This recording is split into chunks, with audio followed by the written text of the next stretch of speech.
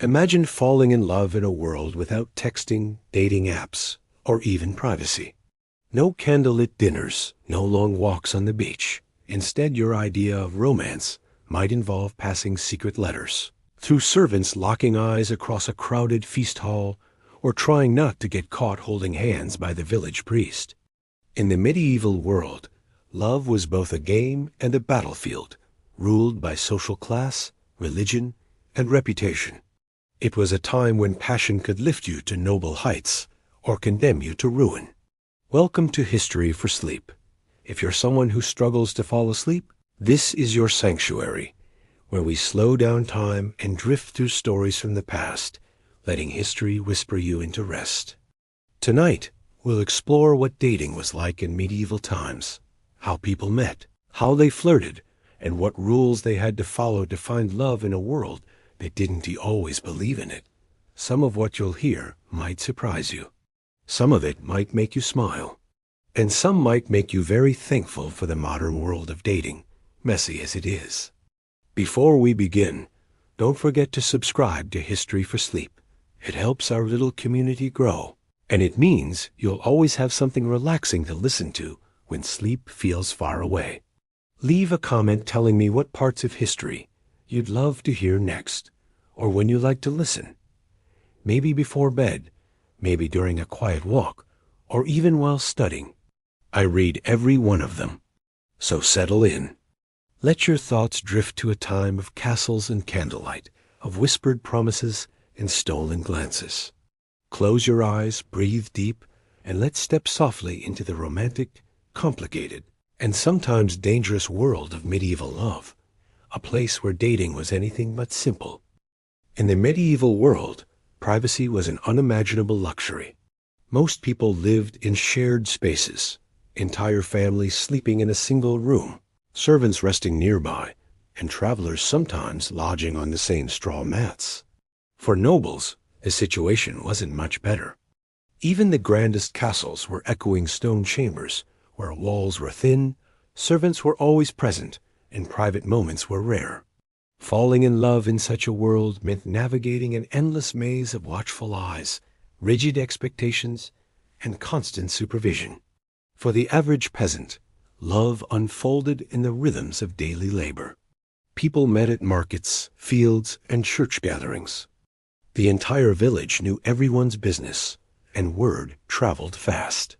If a young man was seen walking home with a young woman more than once, whispers began almost immediately. Parents, neighbors, and priests all had opinions about whether the match was appropriate. In a society where reputation was everything, even innocent attention could turn scandalous. So courtship was often cautious. A stolen glance here, a shared laugh there, always under the watchful gaze of the community. For those of noble birth, privacy was no easier to find. Royal courts were filled with attendants, guards, and gossips who noted every glance between a lady and her admirer. Letters of affection were dangerous.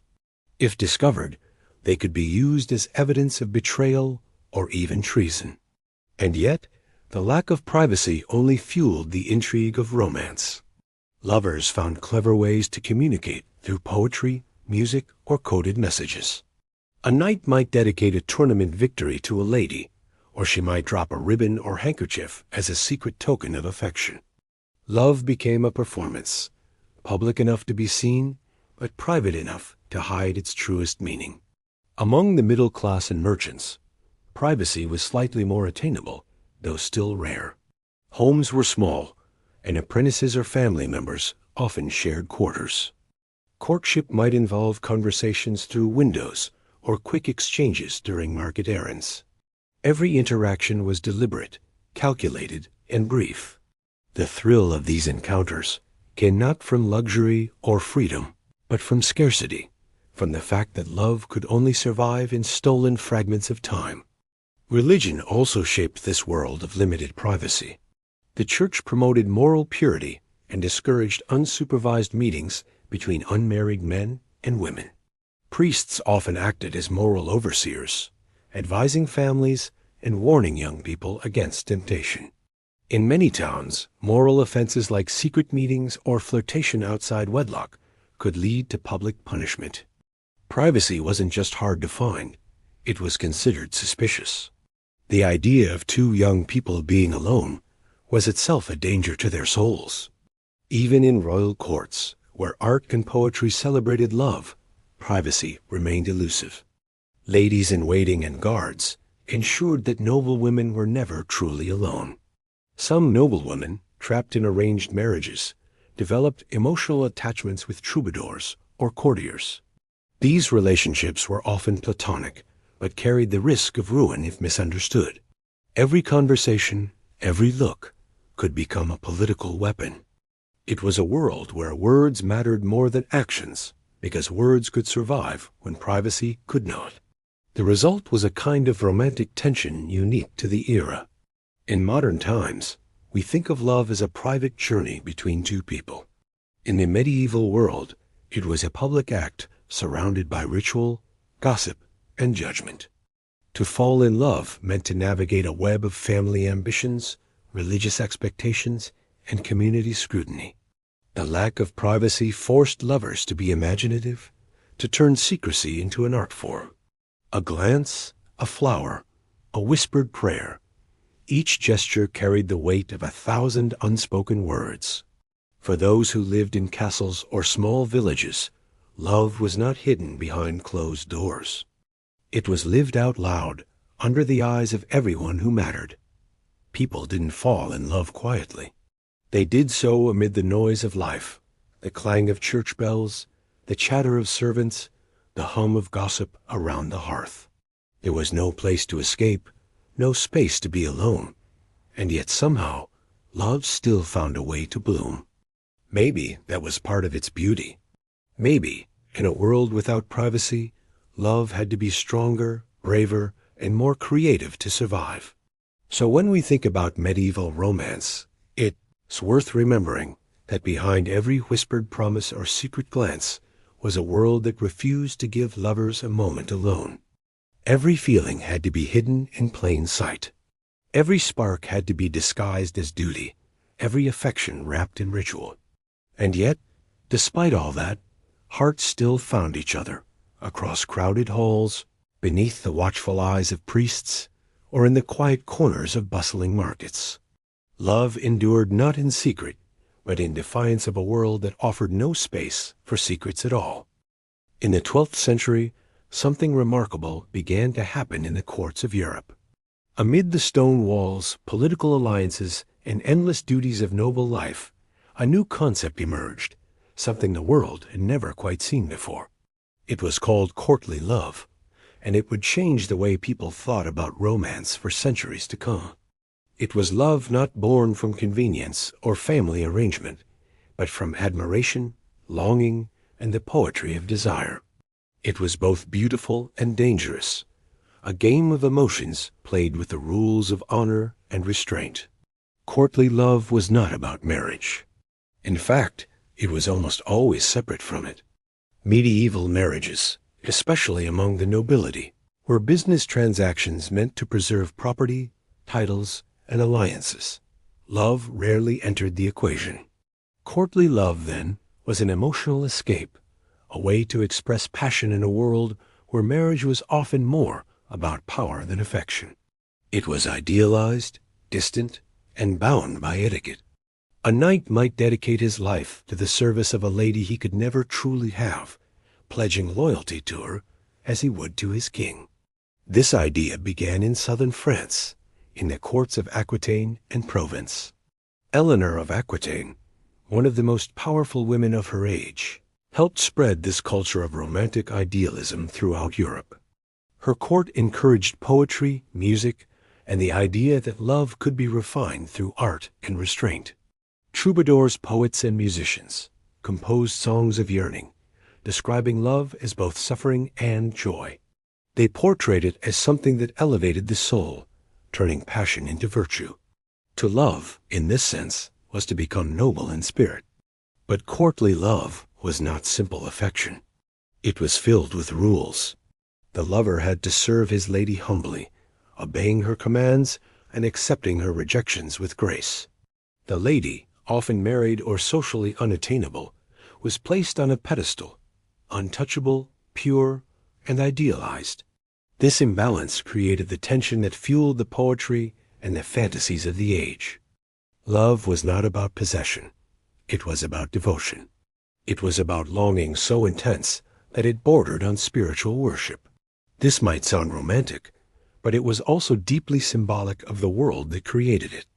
In a society structured by hierarchy, even love was an expression of power. The knight's devotion mirrored the vassal's loyalty to his lord. The lady's authority in romance reflected the social order of nobility. Every gesture, every word, was bound by layers of meaning.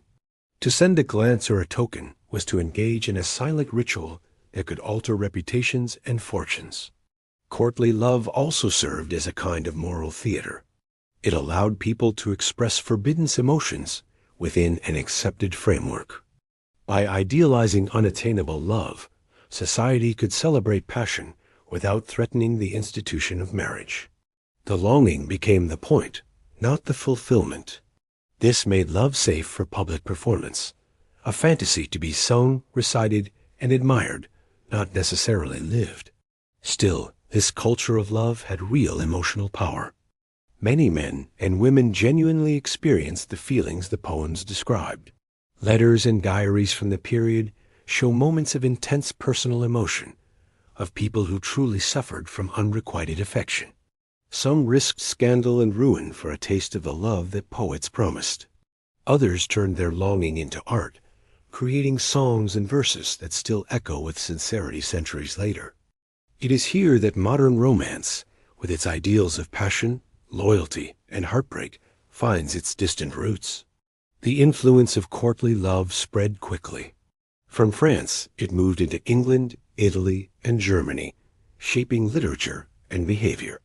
The works of writers like Chrétien de Troyes and Andreas Capellanus gave structure to the concept, turning it into a code of conduct for the upper classes. Capellanus even wrote a manual, The Art of Courtly Love, outlining the rules for lovers. According to him, love made people better, more virtuous, and more refined. But it also brought pain, because to love truly meant to suffer nobly.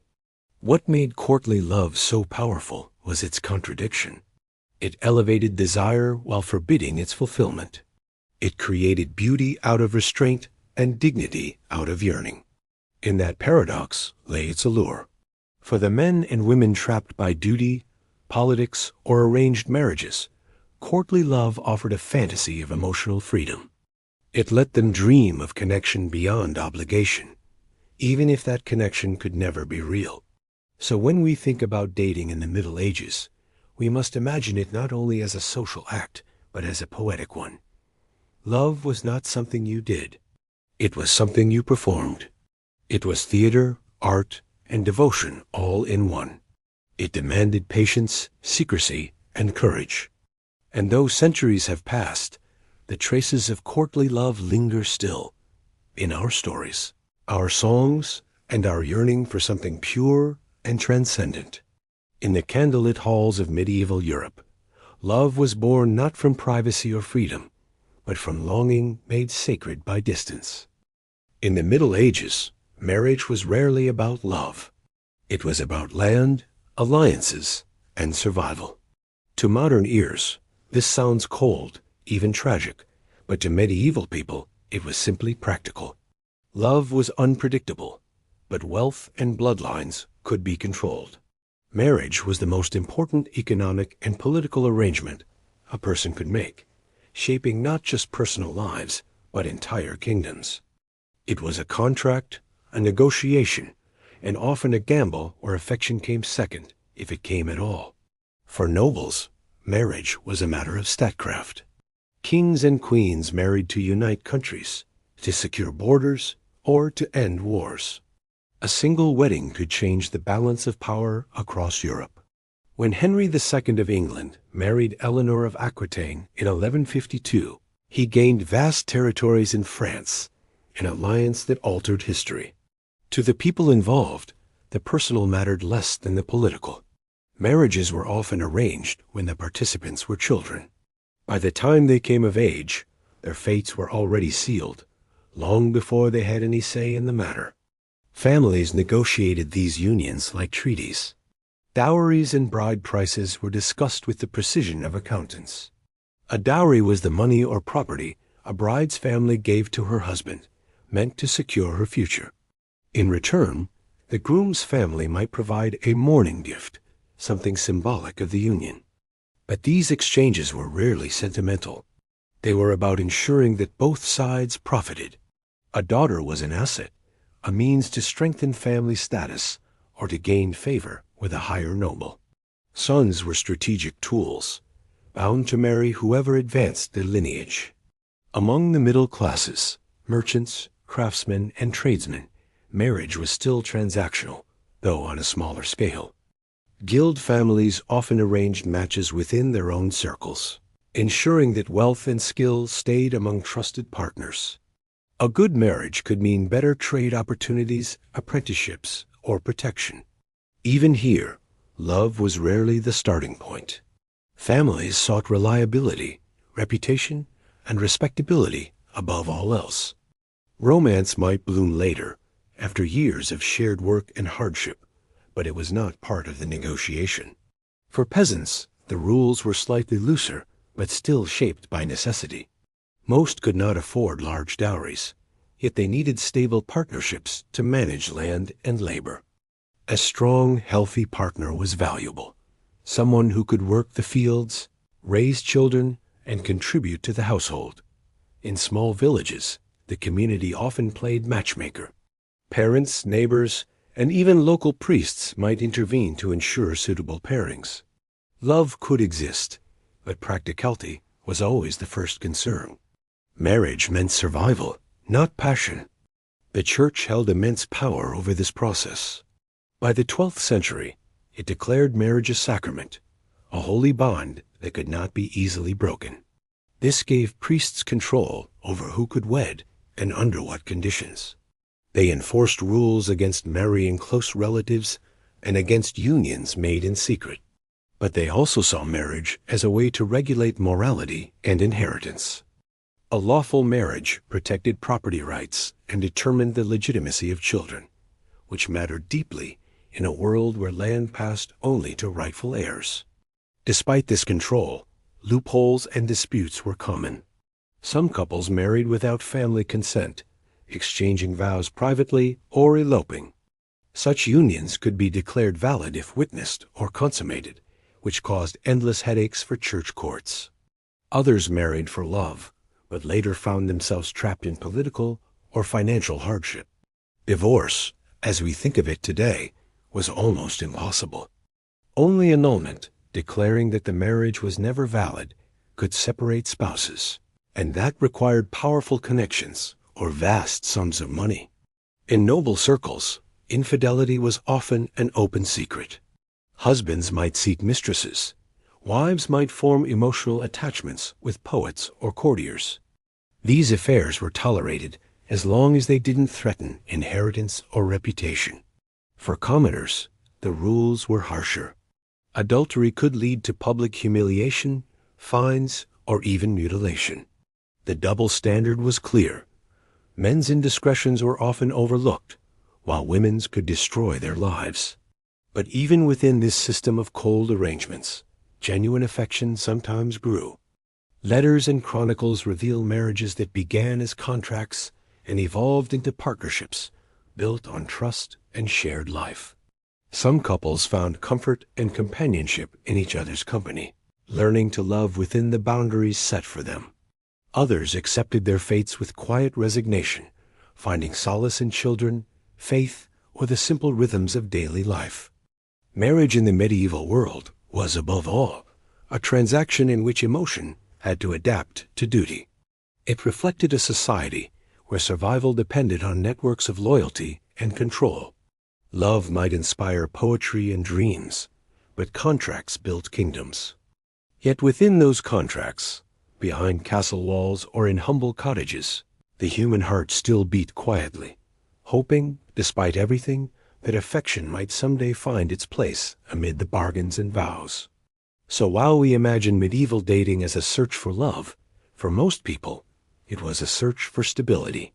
Love was a luxury, not a right. And if it came at all, it came after the ink had dried, the dowry exchanged, and the vows spoken, when two strangers began the long work of turning duty into something like devotion. Flirting in the Middle Ages was a delicate art, one that had to balance desire with danger, wit with restraint, and curiosity with caution. To fall in love openly could invite gossip or scandal, yet to remain too distant could mean a lifetime of loneliness. With strict rules of propriety, sharp eyes watching from every corner, and the ever-present influence of the church, medieval flirting was more performance than passion. Every glance, word, and gesture carried layers of meaning, transforming even the smallest interaction into a quiet thrill of risk and secrecy. In a world without privacy, the eyes did most of the work. A lingering look across a feast hall or during a church service could be the start of something daring. Eye contact was often the only form of communication available between a man and woman who were not permitted to speak alone. A glance could say what words could not: admiration, longing, or even apology. But it was also dangerous. Too bold a look could be seen as improper, especially for women. To maintain dignity while expressing interest required balance and subtlety, a quiet dance of curiosity hidden beneath calm expressions. For nobles, flirting took on a ritualized form within the culture of courtly love. A knight might wear a lady as colors, a ribbon or piece of cloth, during a tournament to show devotion. He might dedicate a song or poem to her, filled with veiled compliments and double meanings. These acts were not only romantic, but symbolic, turning desire into something noble and poetic. The lady, in turn, might acknowledge his admiration with a small smile or a secret token, but nothing more. To go beyond the boundaries of flirtation was to risk honor, and in the medieval world, honor was everything. In royal courts, conversation itself became an art form. Men and women traded witty remarks, clever compliments, and teasing challenges. The game was not to confess love, but to hint at it. Nobles competed in charm and eloquence, testing each other's intelligence and grace. Troubadours, poets who sang of love, helped shape this language of flirtation, teaching men how to express affection in ways that were refined, not crude. Their songs and verses became manuals of seduction, celebrating the tension between desire and restraint. It was less about passion's fire and more about its slow, graceful burn. Among commoners, flirtation was simpler, but no less meaningful. A young man might offer a girl a flower at market, or help her carry water from the well. A shared smile during work or a jest told by the fire could carry the weight of a confession. Festivals and feast days gave people rare moments of freedom, times when music, dance, and drink loosened the strict bonds of daily life. During these gatherings, flirting was at its boldest. Dances allowed brief touches of hands, songs were filled with teasing, and laughter became the language of affection. Yet even then, boundaries remained firm. A wrong move could damage reputations, and reputations were everything in small villages. The church watched such interactions closely, warning against the dangers of temptation. Priests preached sermons about modesty and the sins of the flesh, urging young people to guard their hearts. But the more forbidden something was, the more exciting it became. Lovers found ways to hide affection within innocence. They exchanged small gifts, a sprig of herbs, a handkerchief, or a carved token. Sometimes these gifts carried secret meanings known only to the giver and receiver. Rosemary for remembrance, ivy for fidelity.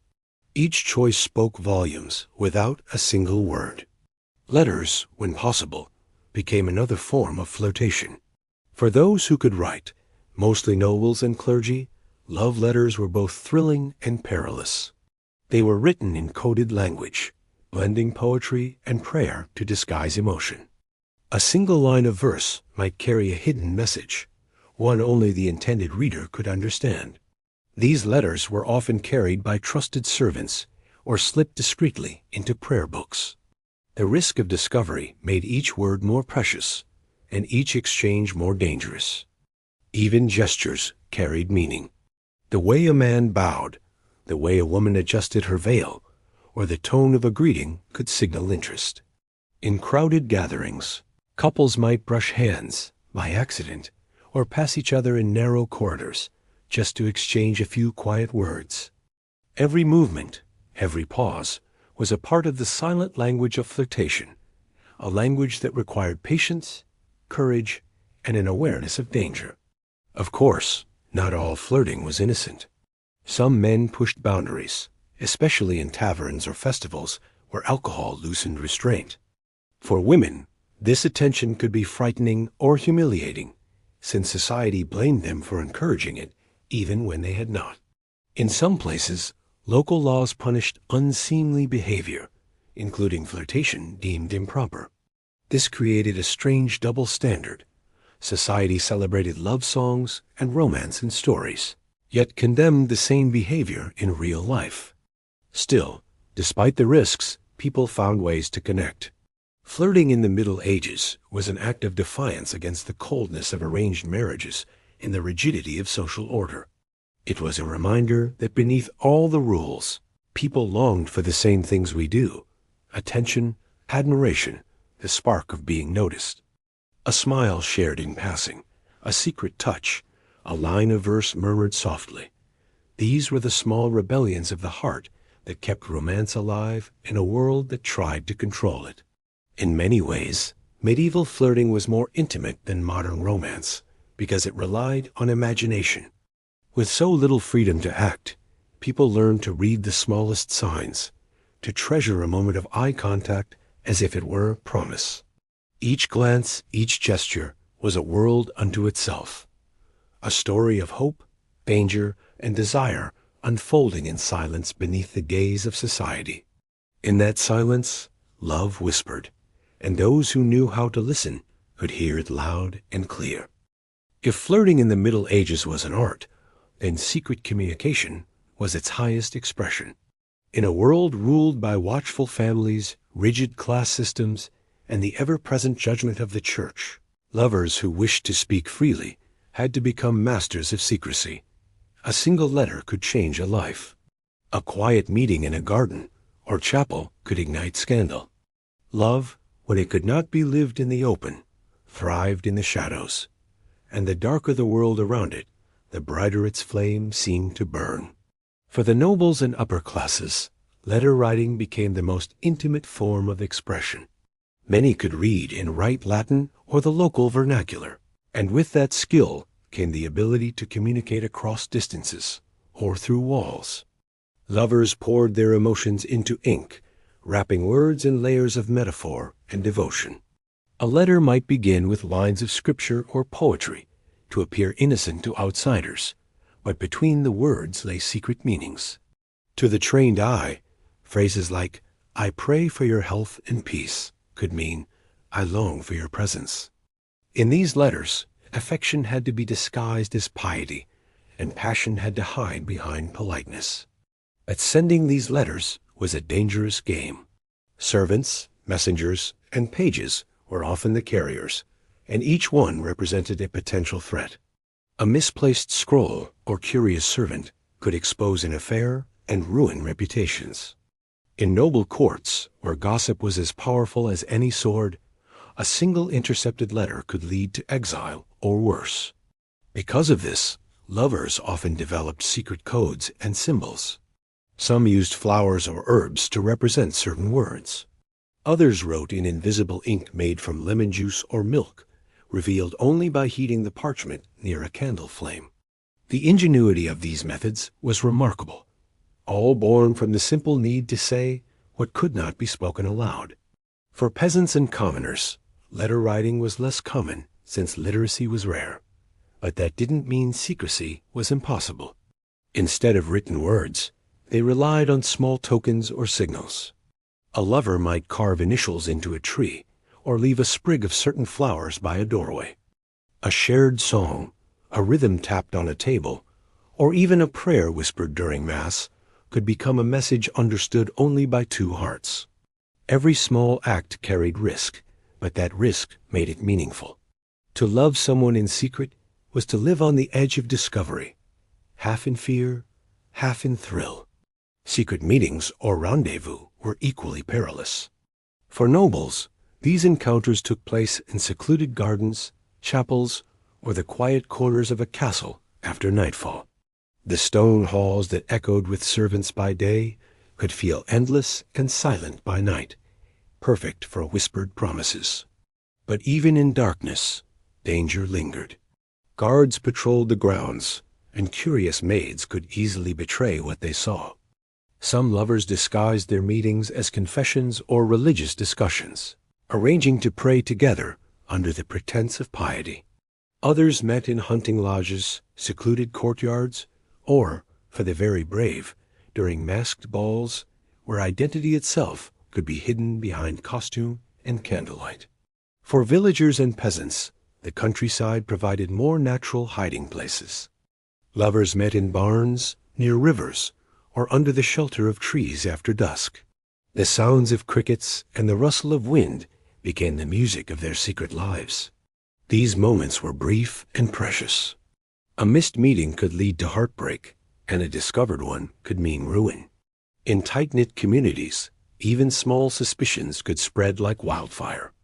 Yet somehow, lovers managed to find their moments, carving small spaces of freedom into the fabric of control that surrounded them. Some of these relationships ended in tragedy. A noblewoman caught exchanging letters with a knight could be sent to a convent, while he might lose his title or worse. For commoners, the punishment could be public humiliation, being paraded through the village, fined, or even whipped. Yet history is full of stories where people risked everything anyway. Love, it seemed, was stronger than fear. The same courage that drove knights into battle also lived in those who defied rules for the sake of the heart. There were even stories of those who turned to intermediaries, trusted friends, servants, or clerics to deliver messages or arrange meetings. These go-betweens became vital links in the chain of romance. A loyal handmaid or page could make or break a relationship, their loyalty tested daily. Some used this position for personal gain, demanding gifts or favors in exchange for silence. Others remained steadfast, protecting their master's secrets to the grave. Entire romances were built on the hope that a servant's discretion would hold firm. It's easy to romanticize these secret exchanges, but they were often acts of desperation as much as love. In a world where marriage was a contract and affection was a luxury, secrecy was the only refuge for genuine emotion. Lovers risked their safety not for the thrill alone, but to experience something real, a connection untainted by politics or family ambition. A letter, a touch, a whispered word in the dark. These became symbols of freedom in a society that allowed little of it. So when we imagine the lovers of medieval times, we should picture not grand gestures, but quiet bravery. A woman hiding a folded letter beneath her gown. A man waiting in the cold by the chapel gate. A servant slipping a parchment beneath a door. These small, trembling moments carried the weight of everything unsaid. In a world that demanded silence, love found its voice, soft, secret, and unstoppable. In the medieval world, love was not blind, it was bound by class. Society was built on strict hierarchies where everyone had their place, from the king on his throne to the peasant in his field. Crossing those boundaries, especially in matters of the heart, was not only frowned upon, but often seen as a dangerous rebellion. To fall in love with someone of a different class was to defy the invisible walls that held medieval society together. Yet despite the risks, it happened more often than you might think. Love, even then, had a way of ignoring rules that people spent centuries building. For nobles, marriage was rarely about choice, let alone romance. A lord or lady's future was planned from birth, their partners chosen to secure wealth, power, or political stability. But that didn't stop feelings from forming elsewhere. A noblewoman might find herself drawn to a knight who served in her household, or a young nobleman might fall for a lady's maid whose eyes met his during quiet moments in the corridor. These affections were dangerous. A noble's reputation could be destroyed if word of such an affair reached the wrong ears. Servants caught in these relationships risked more than disgrace. They could lose their livelihood, their freedom, even their lives. Knights and soldiers often found themselves at the center of these forbidden romances. As men who moved between the worlds of nobility and common life, they occupied a strange middle ground. A knight might be of noble birth, but poor in fortune, serving a lord who owned the lands his ancestors once held. A noble lady, trapped in a loveless political marriage, might see in him not a servant, but a reflection of the freedom she had lost. Countless medieval tale songs, poems, and legends celebrate this kind of love, where devotion transcends rank. Yet in reality, these relationships were acts of quiet rebellion, always one step from ruin. For peasants, dating across class lines was nearly impossible. The gap between peasant and noble was wider than any river. A farmer's daughter might dream of the handsome knight who passed through her village. But dreams were all she could afford. Reality was far less forgiving. Social mobility was rare, and people were expected to marry within their own circle. The village blacksmith's son might marry the baker's daughter, and that was as far as ambition could reasonably reach. Still, there were exceptions rare and remarkable. A soldier who distinguished himself in battle might be knighted and rise above his birth. A woman of beauty, charm, or extraordinary talent might catch the eye of a nobleman. But such cases were whispered curiosities, not models to follow. Among merchants and townsfolk, the lines were slightly blurrier. As trade expanded and wealth shifted into new hands, money began to challenge birthright. A successful merchant could amass more wealth than some minor nobles, and with it came new opportunities for marriage. A nobleman in debt might accept a wealthy merchant's daughter as a bride to restore his fortune, even if he looked down on her lineage. These unions were transactional, but also transformative. They marked the slow erosion of rigid class barriers that had defined medieval life for centuries. In this way, love and marriage became subtle agents of social change, blending old bloodlines with new fortunes. Clergy members, too, occasionally crossed lines they were sworn not to.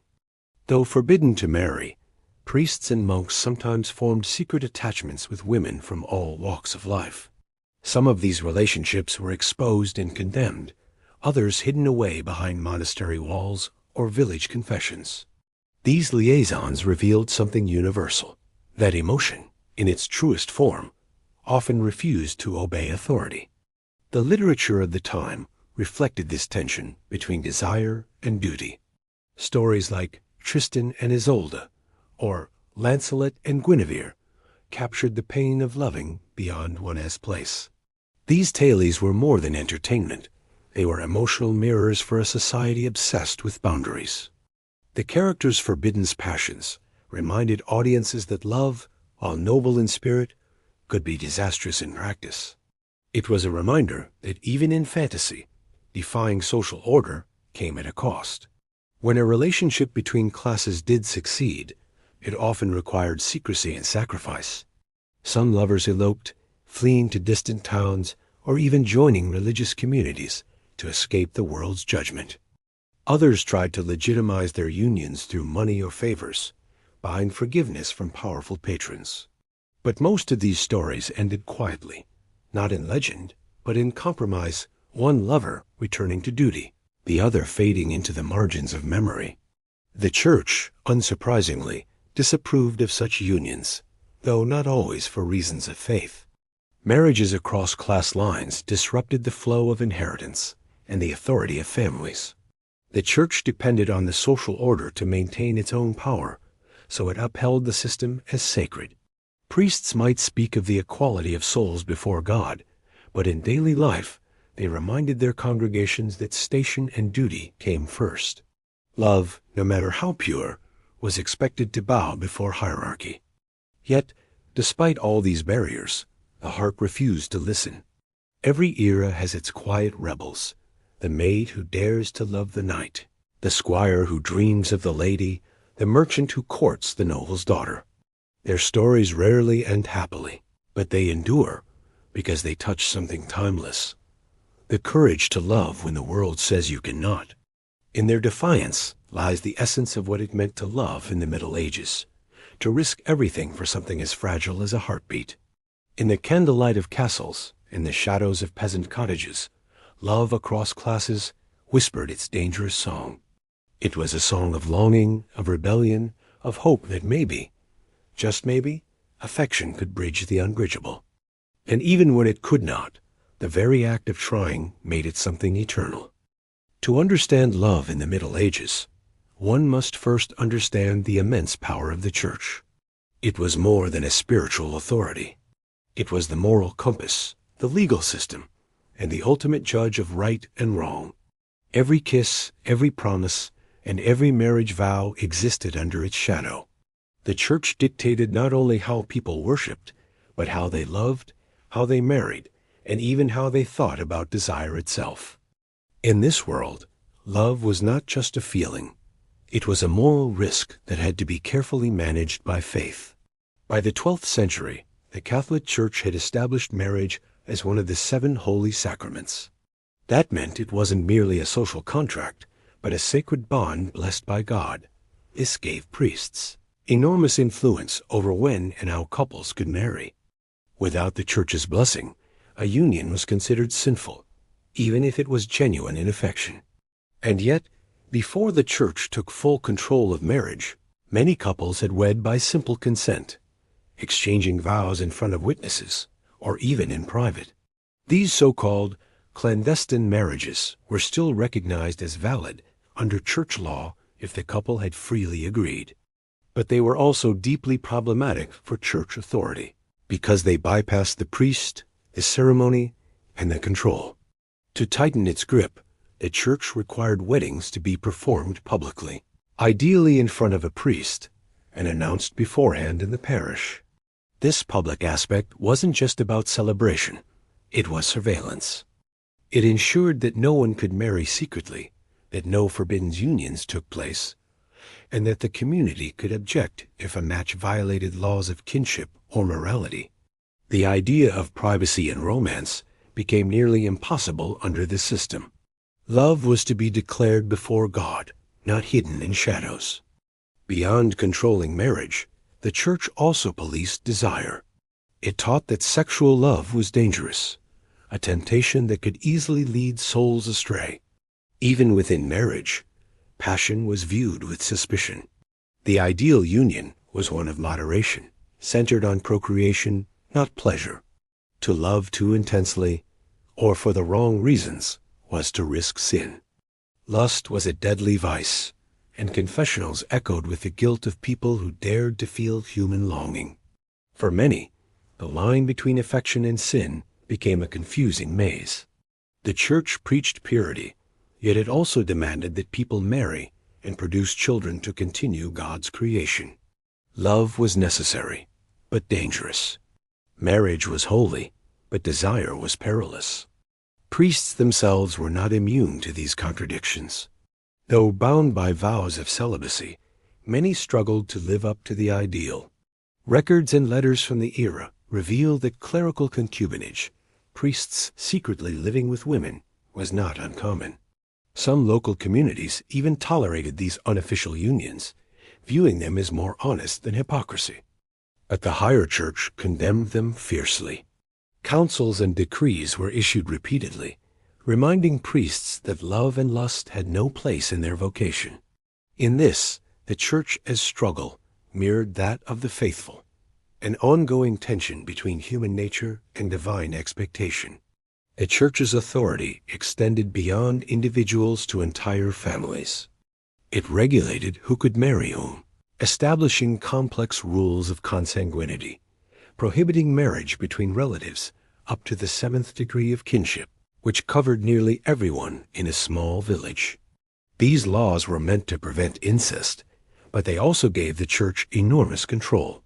Dispensation, or special permission to marry despite these restrictions, could be granted for a price. Wealthy families used these permissions to secure alliances, effectively buying divine approval for their political ambitions. Thus, even in matters of love, faith and power were entwined. Confession played a central role in how people experienced love. From adolescence, young men and women were taught to examine their hearts and confess impure thoughts or desires. This created a culture of guilt around emotion itself. Yet paradoxically, confession also became a rare place of intimacy, a private conversation between an individual and the priest, where truth could be spoken in a world of silence. Some confessions revealed deep emotional turmoil, longing, or forbidden attachment. The church turned these moments into moral lessons, reinforcing obedience while inadvertently acknowledging the intensity of human feeling. Festivals and feast days, which should have been times of joy, were also heavily monitored. Clergy often warned against dancing, singing, or other activities that might lead to temptation. Even courtly love, the poetic tradition that celebrated noble affection, was viewed with suspicion. To idealize love outside marriage was to glorify sin, and the church saw troubadours and poets as potential corrupters of morals. Yet despite its disapproval, the church could not extinguish the idea of romantic love. It only reshaped it, turning passion into something that had to be purified through faith. For women, the church's control was especially strong. They were taught that obedience and chastity were virtues above all others. Marriage was their destiny, motherhood their duty. For widows or unmarried women, the convent offered an alternative, a life of devotion to God, free from marriage but not from control. Many noble families sent their daughters to convents, not always out of faith, but to protect property or avoid expensive dowries. Inside the cloisters, women found both freedom and confinement, a space where they could escape marriage yet surrender love. The church's tight grip on love shaped medieval life in ways that lingered for centuries. It taught people to view affection through the lens of morality, to fear their own emotions, and to believe that every act of intimacy needed divine permission. Yet beneath this control, love persisted. It found expression in poetry, song, and quiet defiance. The more the church tried to confine it, the more it adapted, finding new languages, new symbols, and new ways to breathe. In the end, the church could sanctify marriage and condemn lust, but it could never fully tame the heart. The human spirit, even weighed down by sin and duty, still longed for connection. Love continued to bloom, in confessionals, in secret letters, in prayers whispered for someone forbidden. And in that tension between faith and feeling, medieval love found its most human form, fragile, guilty, and utterly alive. There is perhaps no story more enduring than that of forbidden love. In the Middle Ages, such love was not merely frowned upon, it was dangerous, even deadly. To love the wrong person was to defy family, church, and social order all at once. And in a world where reputation was everything, a single secret could ruin entire bloodlines. Yet still, people risked it. They whispered in corners, passed notes through servants, and met beneath the cover of darkness. They knew the cost, and they did it anyway. Because even in an age of obedience, the human heart refused to obey. Forbidden love took many forms. It might be the love between people of different classes, a lord and a servant, a noblewoman and her knight. It might be love between people already bound by marriage to others, trapped in duty, but yearning for more. Sometimes it was love that defied religion itself, between Christians and Jews, or across rival faiths during the time of crusades. In each case, it carried immense risk. The higher your status, the greater the fall if you were discovered. Among nobles, forbidden love often played out in whispers behind the tapestries of great halls. A lady married off for alliance might find affection with her husband's squire, or with another lord who shared her loneliness. These were not merely romantic entanglements, they were potential scandals that could spark wars or destroy alliances. Kings had mistresses, queens had confidants, and each secret could become a weapon in court politics. To be caught meant not just shame, but sometimes imprisonment or execution. Yet the songs of troubadours and the tales of chivalry made such love seem almost noble. The pain of loving someone forbidden became, paradoxically, the most celebrated kind of romance. For commoners, the stakes were no less severe, though the consequences were more personal than political. A peasant woman caught in adultery might be publicly shamed or forced to confess before the village. Some were punished by the church, made to stand barefoot at the church door in repentance, or whipped for their sins. A man who courted another man's wife might be fined, beaten, or even killed by her family. Honor was a fragile thing, and once lost, it was rarely regained. Still, forbidden's love persisted, because for many, it was the only kind of love that felt real love. It was chosen rather than arranged. The church condemned such relationships fiercely. Sermons warned of lust's dangers, of how temptation could lead the soul to ruin. Confessors were instructed to root out sinful attachments, urging penitence through prayer and punishment. Yet the clergy's condemnation often only heightened the allure. When love became an act of sin, it also became an act of rebellion. To love in secret was to reclaim a small measure of freedom from a system that demanded obedience in all things. That rebellion, though small, was intoxicating. Medieval literature is filled with stories of forbidden's love. The tragic romance of Tristan and Isolde, doomed by duty and passion, became the model for centuries of storytelling. Lancelot and Guinevere, bound by loyalty to King Arthur, yet undone by desire, embodied the eternal conflict between honor and love. These tales resonated because they reflected real human struggles, the clash between the heart's longing and the world's expectations. They also served as both warnings and fantasies. The church used them to illustrate the dangers of sin, while audiences secretly thrilled at their defiance. In towns and villages, forbidden's love could also cross religious lines. During the Crusades, when Christians, Muslims, and Jews lived in uneasy proximity, relationships sometimes formed across faiths. These were the most perilous of all. In Christian Europe, such unions were often seen as heresy. A Christian woman who fell in love with a Muslim man, or vice versa, could face exile, imprisonment, or death. Yet records show that such relationships did happen. Some fled their homelands to live quietly elsewhere, building lives beyond the reach of their communities. Their stories are faint traces in the archives, brief mentions in court records, faded letters, but they remind us that love's defiance was not limited by creed or class. Even within monasteries and convents, places devoted to chastity, forbidden's love found its way. Monks and nuns, bound by vows of purity, sometimes formed attachments that defied their orders. Letters from the time reveal moments of tenderness, longing, and guilt. These secret affections were not always physical. Sometimes they were purely emotional connections, born of shared faith and isolation. But when discovered, they brought severe punishment. Yet even under threat of excommunication, people still risked it. The heart, once awakened, could not be silenced. The consequences of forbidden's love varied, but they always left marks on lives, on families, on reputations. Some lovers were separated forever, forced into marriages or cloisters.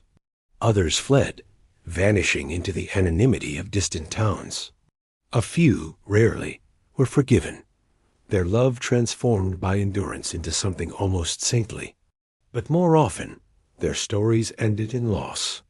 In medieval chronicles, love was often portrayed as a dangerous fire, beautiful to behold, but deadly if left to burn too long. It could illuminate the human soul, but it could also consume it entirely. Still, Forbidden's love was not just tragedy, it was transformation. It challenged the boundaries of class, faith, and morality, exposing the fragility of rules meant to contain the heart. Every secret affair, every whispered promise, was an act of defiance that said, feelings matter, even in a world built on duty. These quiet rebellions may not have toppled kingdoms, but they shaped the way people understood themselves. They taught that love, no matter how forbidden, was a force that could not be fully tamed. In the end, forbidden's love in the Middle Ages was both a sin and a salvation. It destroyed reputations, but it also gave meaning to lives otherwise dictated by others. The church could call it sinful, families could call it shameful, but to those who lived it, it was often the only thing that felt real. It was proof that even in an age of walls, rules, and silence, the heart still found its way to speak, even if doing so cost everything. Choosing a spouse in the Middle Ages was rarely about affection. It was a decision guided by family, faith, finances, and survival. In a world where social standing determined your entire existence, who you married could decide your fate. Love, though desirable, was secondary, sometimes even irrelevant. Yet within these boundaries, people still found ways to express preference, to hope, and to dream. The process of choosing a spouse revealed not only the structure of medieval life, but also the quiet persistence of the human heart beneath it all. For nobles, the choice of a spouse was a matter of politics. Marriages were arranged not between two individuals, but between two families, often long before the couple had met. Children might be betrothed at the age of 5 or 6, their futures decided over parchment and seals. These betrothals were binding agreements, negotiated by fathers or guardians, and witnessed by the church. The goal was not personal happiness, but strategic advantage. A well-made match could expand territories, end feuds, or forge alliances. A poor one could weaken a dynasty. Nobles were taught from childhood that duty to family outweighed desire. Their hearts were not their own. For royal families, the stakes were even higher. Marriage could be an act of diplomacy. Kings and queens went across borders to secure peace or consolidate power. The union of Ferdinand of Aragon and Isabella of Castile, centuries later, would unite all of Spain. But such unions were not unique throughout Europe. Royal marriages were political weapons. Ambassadors negotiated the details, and priests sealed them in the eyes of God. Sometimes, the bride and groom met for the first time on their wedding day, smiling through uncertainty and fear. Their lives belonged to history, not themselves. For merchants and craftsmen, the process of choosing a spouse was more personal, though still practical. Families sought partners who could strengthen their trade connections or bring valuable skills. A blacksmith's son might marry a tanner's daughter to link two essential crafts.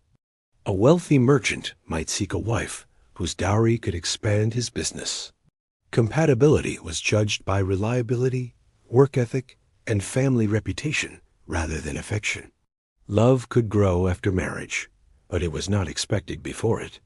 The decision rested as much on economics as on emotion, and the priest's blessing made it official. Among peasants, the process was simpler but no less significant. For them, marriage was a partnership for survival.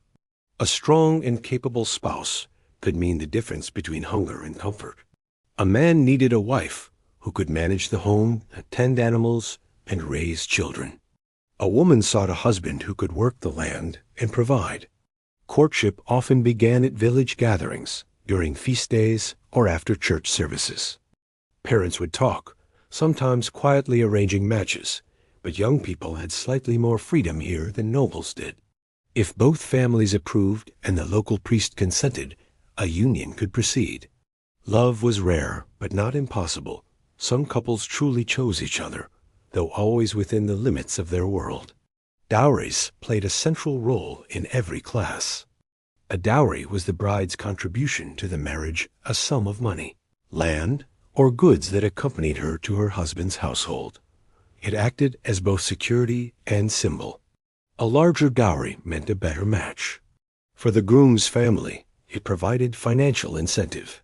For the bride, it was a safeguard in case of widowhood. Negotiating the dowry could take months, and disputes over it sometimes lasted years. In poorer families, this could delay marriage indefinitely. Some women never married simply because their families could not afford to provide enough.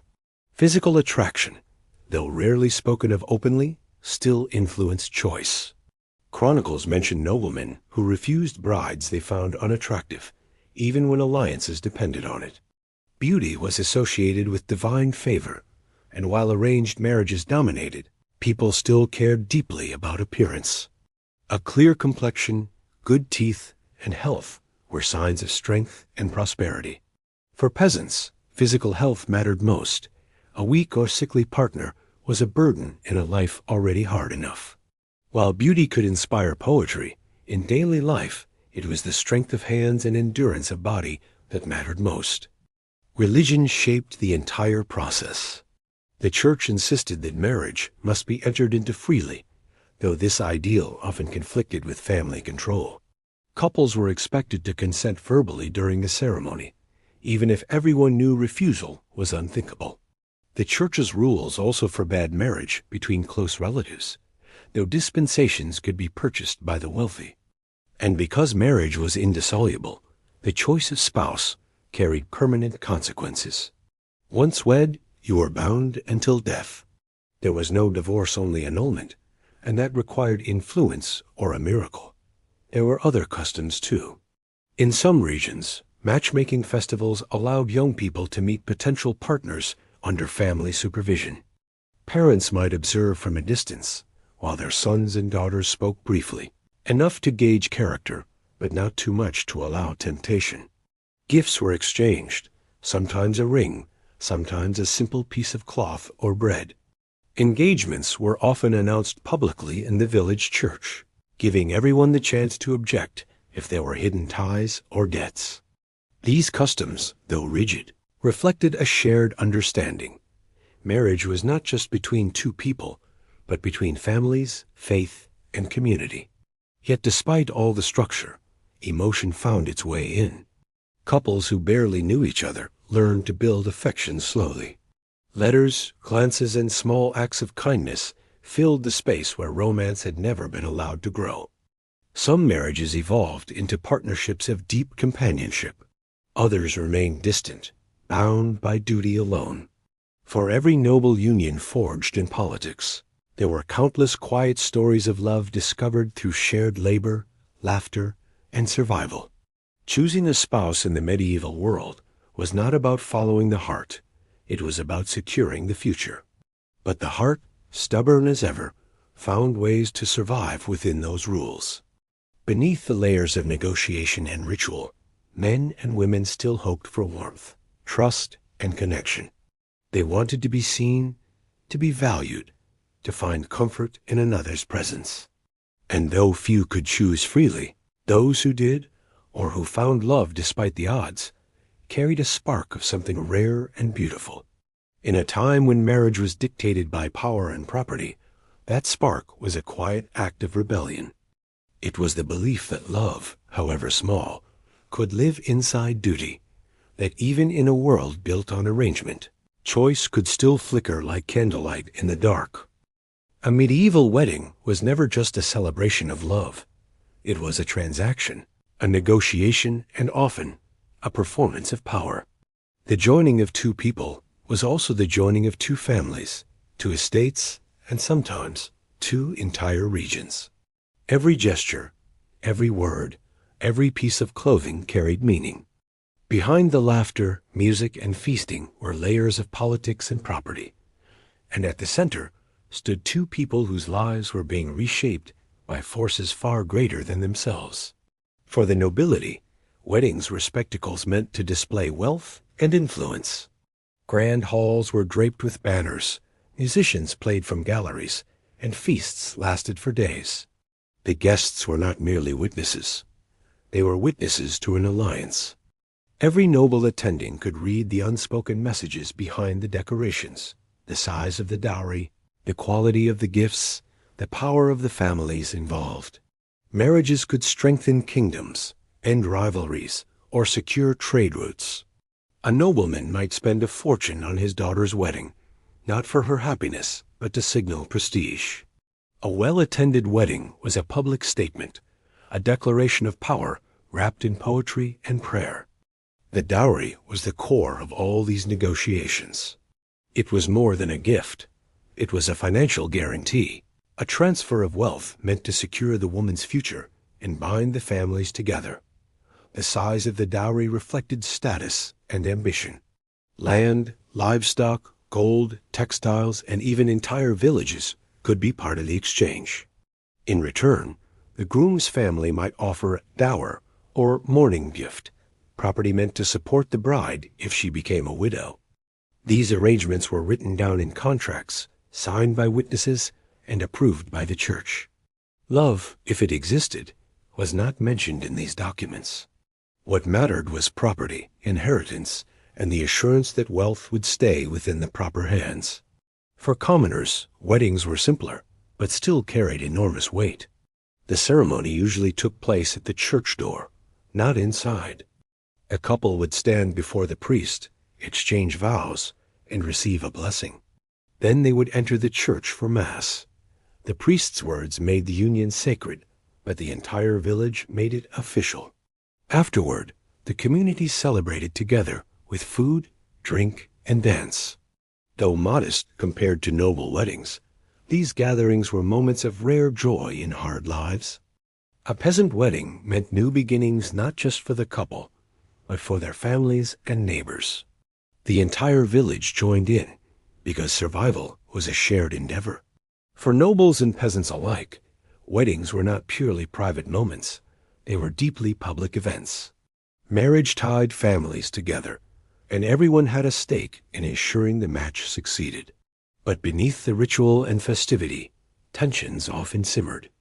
Families could argue over dowry payments or inheritance rights.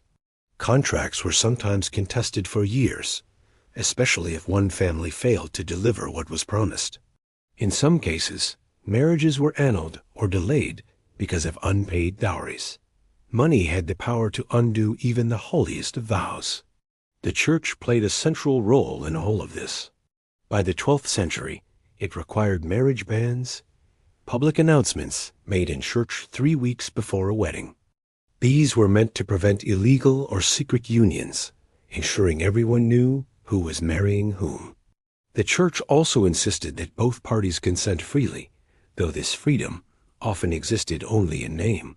A bride might be barely more than a child, her consent given under her father's stern gaze.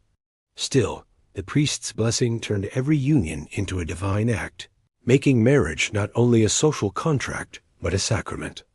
In this way, the church reinforced its control over love, family, and inheritance, blessing not just the couple, but the entire social order. Wedding customs varied from region to region.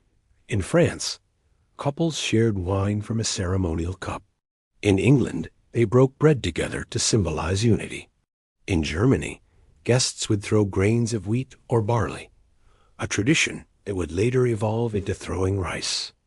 In some places, the newlyweds were led to their home by a noisy procession, the community cheering as they crossed the threshold. These customs, festive and full of symbolism, reflected a rare intersection of joy and duty, moments when the burdens of life gave way, briefly, to celebration. Yet even in joy, power loomed large. Women, in particular, were pawns in these exchanges. A noblewoman might be valued for her dowry, her beauty, or her potential to bear heirs, but rarely for her will. Once married, she became her husband's property in the eyes of the law. Her dowry transferred to his control, and her rights diminished. Even her clothing on the wedding day, elaborate veils, heavy fabrics, and jewelry, symbolized wealth that did not belong to her. Still, some women used their roles strategically. Clever noblewomen managed estates, negotiated contracts, and influenced politics behind the scenes. Marriage limited their freedom, but it also gave them access to the very power that constrained them.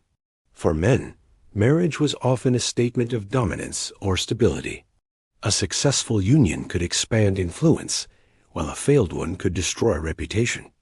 A lord who married well gained not just land but allies. A poor knight could rise in status through a wealthy match, and a merchant could enter nobility through his daughter's marriage. The social ladder was built through weddings as much as through wars. There were even power marriages within the church. Though priests were forbidden to marry, noble families often placed their children in religious roles, using their influence to control abbeys and bishoprics. The church's wealth grew through these connections, and marriages outside the clergy were often arranged to protect those interests. Every union, even one sanctified by God, had an earthly purpose. In all classes, the wedding day was both an end and a beginning, the conclusion of careful bargaining and the start of a shared life, whether chosen or not. The vows, though brief, carried the full weight of social expectation. To honor and obey, to serve and protect, these were not just promises between two people, but contracts between families, sealed before God and community. For many, that moment at the church door was the first time they truly stood together as equals, however temporary that equality might be. So while we imagine medieval weddings as romantic celebrations, they were often stages where power, property, and piety danced together. Behind the music and the laughter lay a truth both simple and sobering. That love, in the medieval world, was not the foundation of marriage, but a hope that might grow after the contracts were signed. And yet, in the faces of those brides and grooms, nervous, solemn, or quietly joyful, we glimpse the same wish that has echoed through centuries. The wish that beyond politics and payment, two people might still find something real. Few images from the Middle Ages are as enduring as that of the knight kneeling before his lady, sword lowered, heart bared, his armor gleaming beneath the torchlight. This image, shaped by centuries of poetry, art, and legend, has come to define medieval romance in the popular imagination. But behind the shining armor and courtly gestures lies a more complex truth. Chivalry, the code that guided knights in battle and in love, was less about passion and more about discipline, control, and reputation. It was an ideal that blended warfare with worship, devotion with restraint. In a world ruled by duty and hierarchy, chivalry offered a way to love within limits, to turn desire into honor. The word chivalry comes from the Old French chevalerie, meaning horsemanship or knighthood. It described not only a military class, but a moral code that dictated how a knight should live and behave. At its core were loyalty, bravery, courtesy, and devotion to God, to one's lord, and to one's lady. Knights were expected to embody both strength and gentleness, courage and humility. This combination created a tension that shaped the romantic ideals of the age. A knight's love was not supposed to be impulsive or physical. It was to be pure, spiritual, and ennobling. Love was not about possession. It was about service.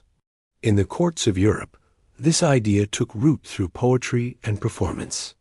Troubadours sang of noble ladies who inspired knights to acts of valor. These songs, often composed in southern France and northern Italy, described love as a kind of sacred suffering.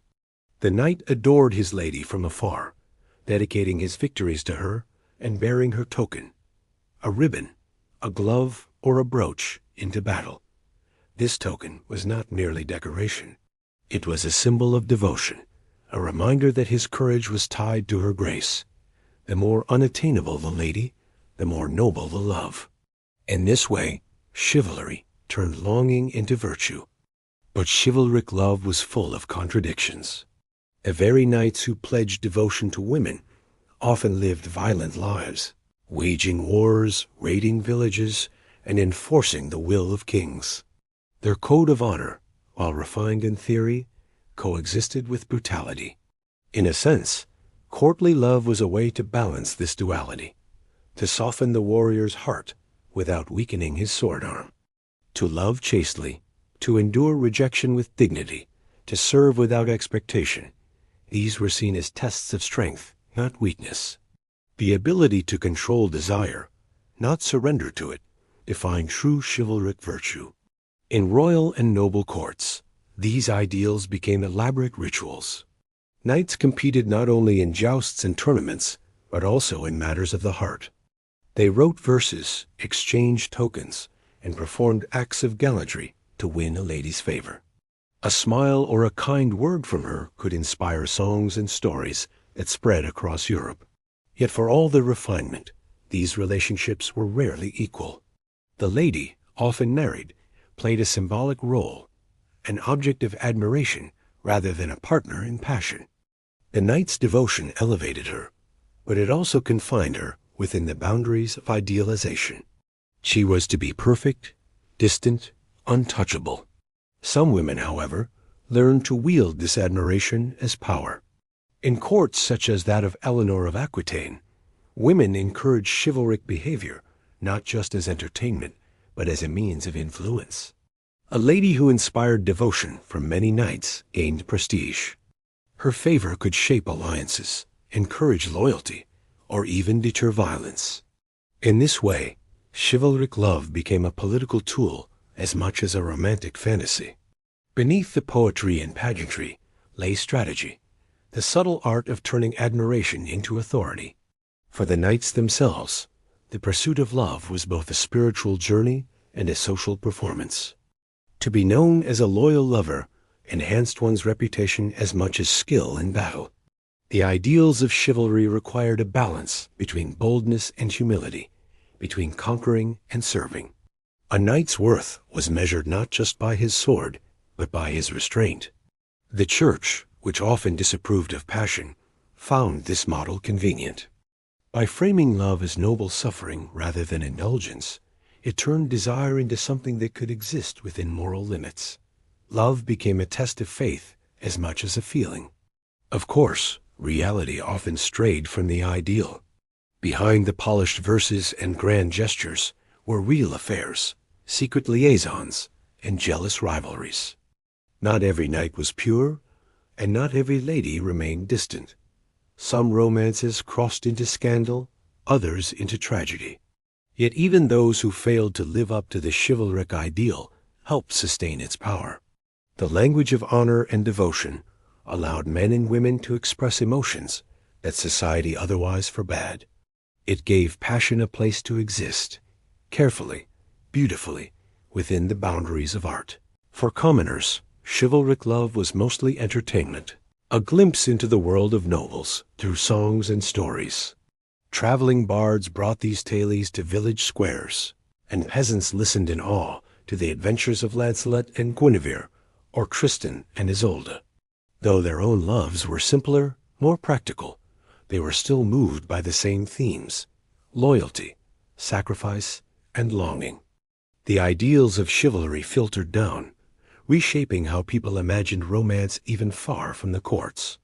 Over time, the knight in shining armor became not just a warrior, but a symbol of love itself, the protector, the dreamer, the loyal servant of the heart.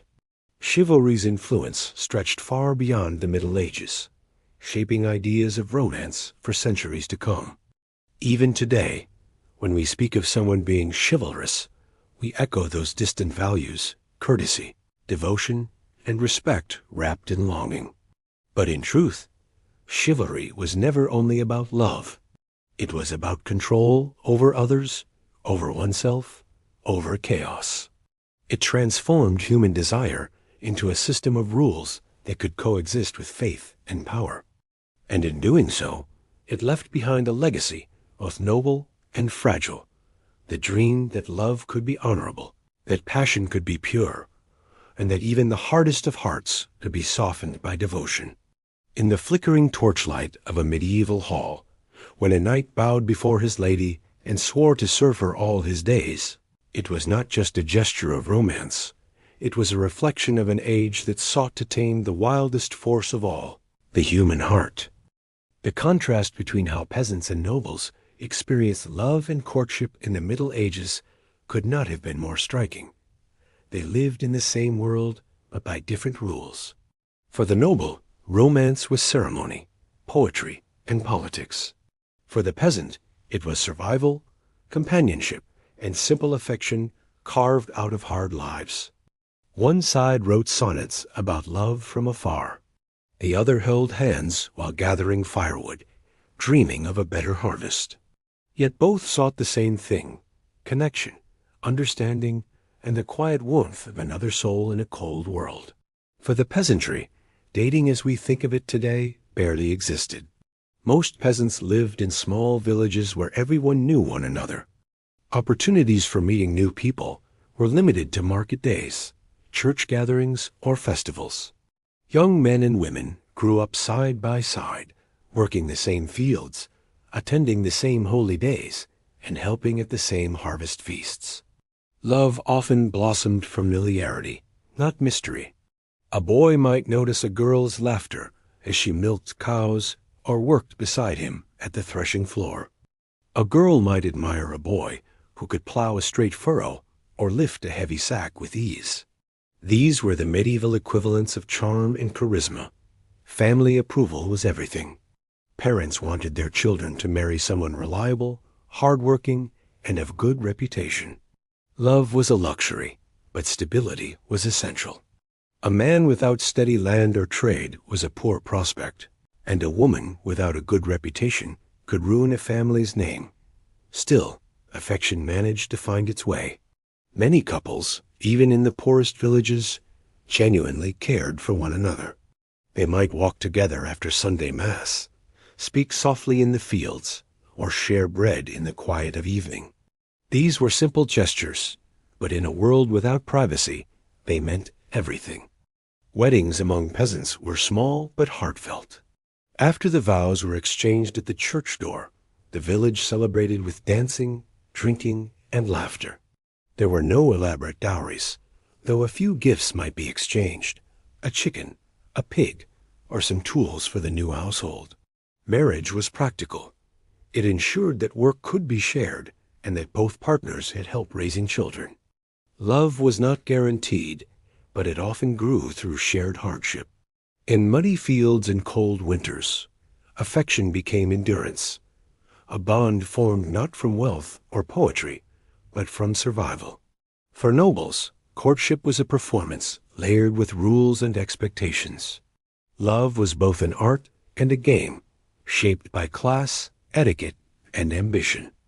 A young noblewoman's future was carefully planned. Her beauty, charm, and family connections were assets in a political marketplace. She might be betrothed before she ever understood what love was, her worth measured in land and lineage. A young nobleman, too, faced pressure to marry well. His family's name depended on it. Marriage was duty. Love, if it existed, was often found elsewhere, in affairs, poetry, or dreams. The language of noble love was filled with symbols. A knight might wear his lady's favor into battle or dedicate a poem to her beauty. Lovers exchanged gifts, ribbons, rings, or locks of hair, tokens meant to represent eternal devotion. But these acts were often part of a larger ritual rather than genuine passion. Love among the upper class was bound by performance, by how it appeared to others. Privacy was rare, and sincerity could be dangerous. A misplaced letter or an unguarded look could spark rumors that reached the highest halls. For nobles, even love had to serve a purpose. Daily life reinforced this divide. While peasants toiled in the dirt, their hands calloused and backs bent, nobles lived surrounded by luxury and scrutiny. Their relationships were shaped by distance, physical and emotional. The lady lived within guarded chambers, the man in the open world of politics and war. Love, for them, was often an abstraction, a fantasy set to the tune of harps and poetry. The peasants, on the other hand, had no such illusions. Love was tangible, found in shared work, shared hunger, and shared laughter around a small fire. The church, though ever watchful, played a different role in each world. For peasants, priests were mediators, ensuring marriages followed moral rules. For nobles, the church was an instrument of control and legitimacy. A noble's marriage had to be recognized by the church, not for love, but for inheritance.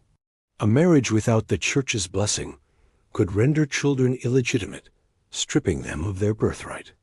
Thus, even romance among the elite was tied to law and religion, less a union of hearts, more a transaction sanctified by faith. Peasant relationships, though simpler, could also face harsh consequences when they broke moral boundaries. Adultery was a sin in any class, but punishments were harsher for the poor. A peasant woman accused of infidelity could face public humiliation or exile, while noblewomen often hid their scandals behind wealth and power. The double standard was clear. Nobles sinned in secrecy, peasants suffered in daylight. Yet for all the differences, both worlds shared one truth, that love in any form required courage. A peasant's love might defy hunger and hardship. A noble's might defy expectation and reputation. Both had to navigate obstacles beyond their control. Both risked something precious to feel something real. In a sense, the peasant's love was more authentic because it was less constrained by pretense. When two villagers found affection in one another, it was rarely for power or politics. It was for comfort, survival, and perhaps even joy. For the noble, love was often forbidden, filtered through layers of duty. It was poetry born of longing, but rarely of fulfillment. So when we think about medieval romance, it's worth remembering that while the noble dreamed of perfect love through the words of troubadours, the peasant lived it quietly in the rhythm of daily life. One world spoke of passion in castles and gardens. The other practiced it in fields and cottages. And in those humble moments, a shared loaf of bread, a glance across the harvest, love was not gilded or sung about, but lived in its truest form.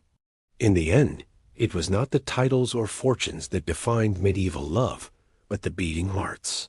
Beneath them, one wrapped in silk, the other in wool, both hoping in their own way to be seen, to be chosen, and to be loved. In the medieval world, love was never a private affair. Courtship, the delicate dance that led to marriage or scandal, played out beneath the watchful eyes of families, neighbors, and sometimes entire towns. Privacy was rare, and so affection had to be expressed through rituals, gestures, and public customs that balanced emotion with decorum. Every glance, every gift, and every act of attention carried meaning, and even the smallest sign could set tongues wagging.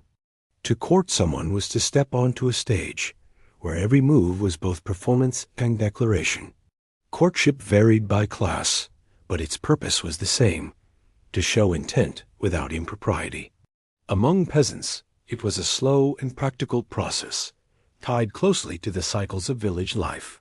Young people met at church, during festivals, or while working in the fields. A boy might offer to help a girl carry water or gather firewood, small acts that carried significance beyond their simplicity. A shared laugh, a whispered joke, or an offer to walk someone home were all tokens of interest.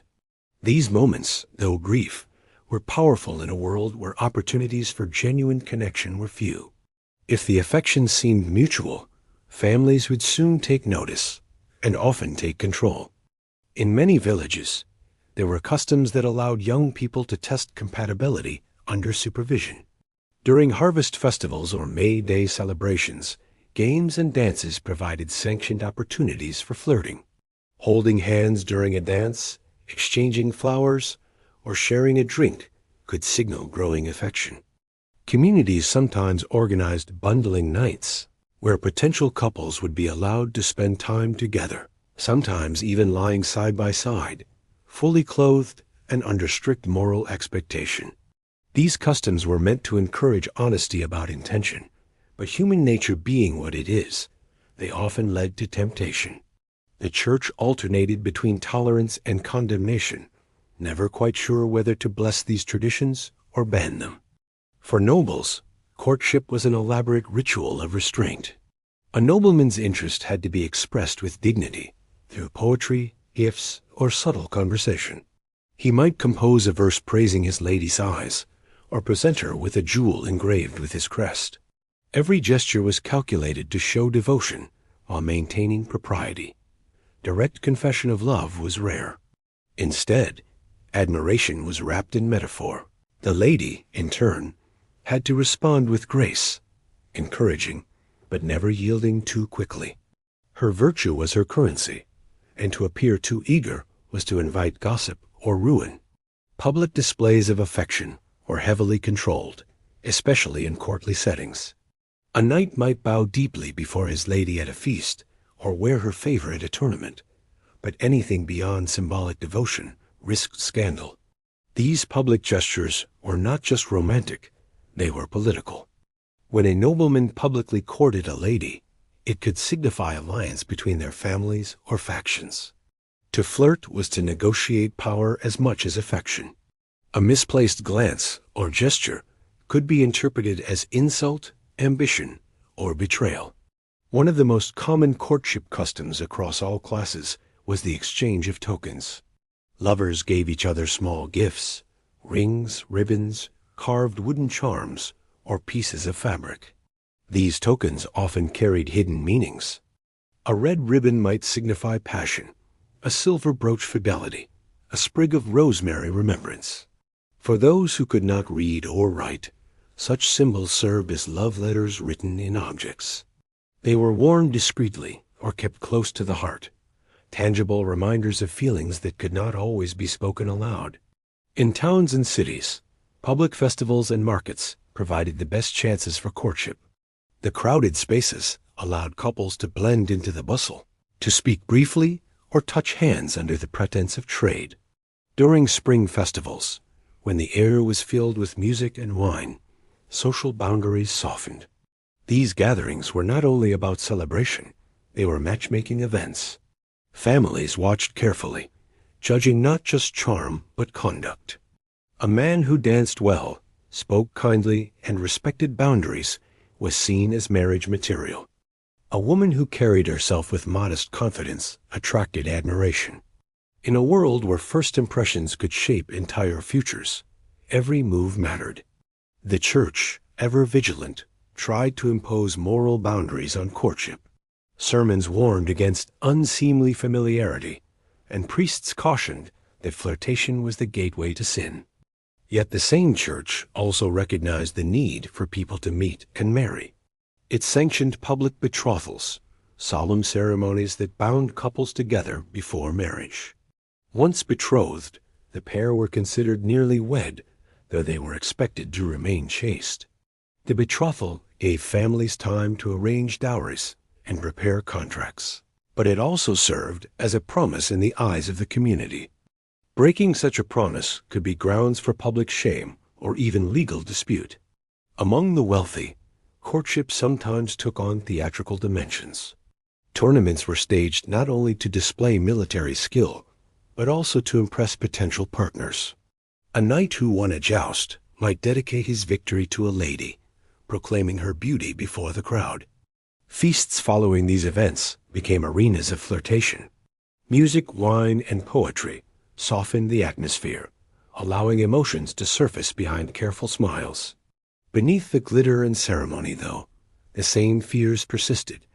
Fear of rejection, of gossip, of loving too boldly in a world that punished sincerity. Public courtship had another purpose. It ensured transparency.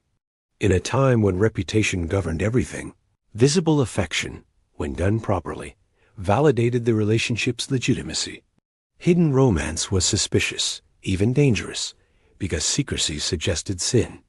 To court openly was to show the world that your intentions were honorable. It was also a way for communities to guard their own, to ensure that affection did not lead to seduction, that love led to marriage, and that passion remained under control. For the poor, the rituals were humbler but more heartfelt.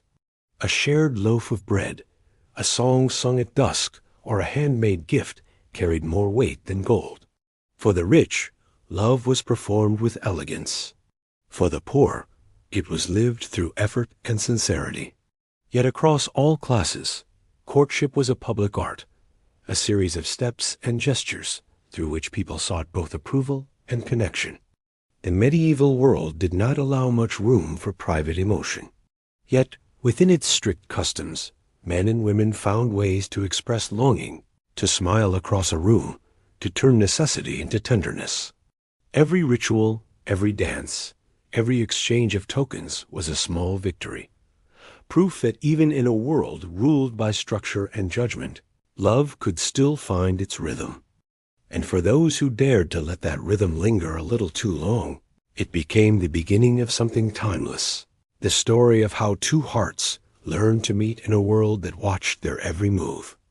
Long before the language of psychology or chemistry, people turned to magic for matters of the heart. In the Middle Ages, when medicine and mysticism walked hand in hand, love was not just a feeling. It was a force that could be summoned, manipulated, or cured. Across Europe, from royal courts to humble cottages, those seeking affection or fearing heartbreak turned to charms, herbs, and whispered spells. The line between prayer and sorcery was thin, and in that gray space, superstition flourished. If love could defy logic, then surely magic could guide it.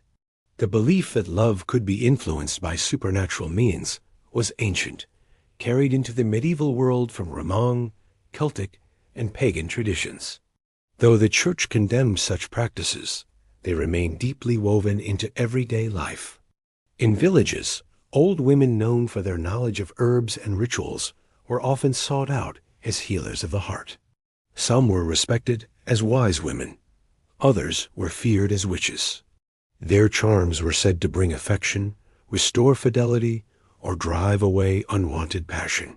To those desperate for love or desperate to forget it, their services were irresistible. Love potions were among the most sought after of all. Recipes varied from region to region, but many shared common ingredients believed to stir desire or devotion. Honey, rose petals, apple seeds, and wine were often used, mixed with herbs like basil, thyme, or mint, symbols of passion and vitality. More daring mixtures might include stranger substances, powdered roots, animal parts, or drops of blood. In some places, people whispered that a lock of hair, a nail clipping, or even a tear could bind someone's heart forever. These concoctions were rarely scientific, but they worked on faith and suggestion, powerful tools in a world hungry for hope. Some potions were meant to heal rather than ignite. Remedies for heartbreak or unrequited love were made from calming herbs, lavender for peace, valerian for sleep, or willow bark for sorrow. A village healer might instruct a heartbroken girl to place a sprig of rosemary under her pillow to dream her pain away. Such rituals offered comfort, a way to make sense of emotions that had no cure. Whether or not the potions truly worked, they provided something medicine could not: the illusion of control over the most uncontrollable of feelings. Charms and amulets played an equally important role. Lovers carried tokens believed to protect their affection from jealousy or misfortune.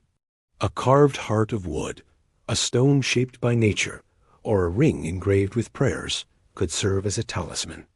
Some charms were inscribed with Latin phrases or biblical verses, blending faith with superstition. In an age when literacy was rare, these symbols served as both protection and promise. People believed that wearing or carrying them could preserve loyalty, attract new love, or guard against betrayal. Even nobles, with their access to priests and advisors, often relied on these talismans.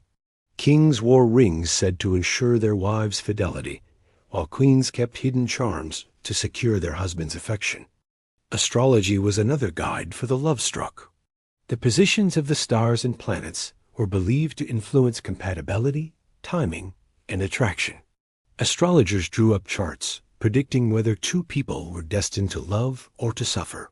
A favorable alignment of Venus and Mars could bless a union. A clash between Saturn and the Moon warned of heartbreak.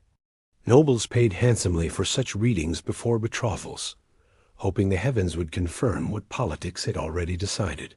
For commoners, these cosmic rules filtered down into folk sayings: "Marry in May and rue the day. Or when Venus rises, hearts burn bright.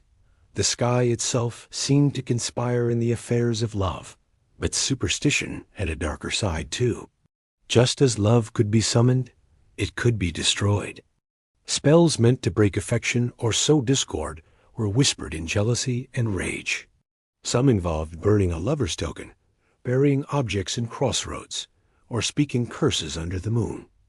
These acts were dangerous, not only morally, but legally. The church treated love magic as heresy, claiming it opened the door to demonic influence. Trials and accusations were not uncommon, especially against women.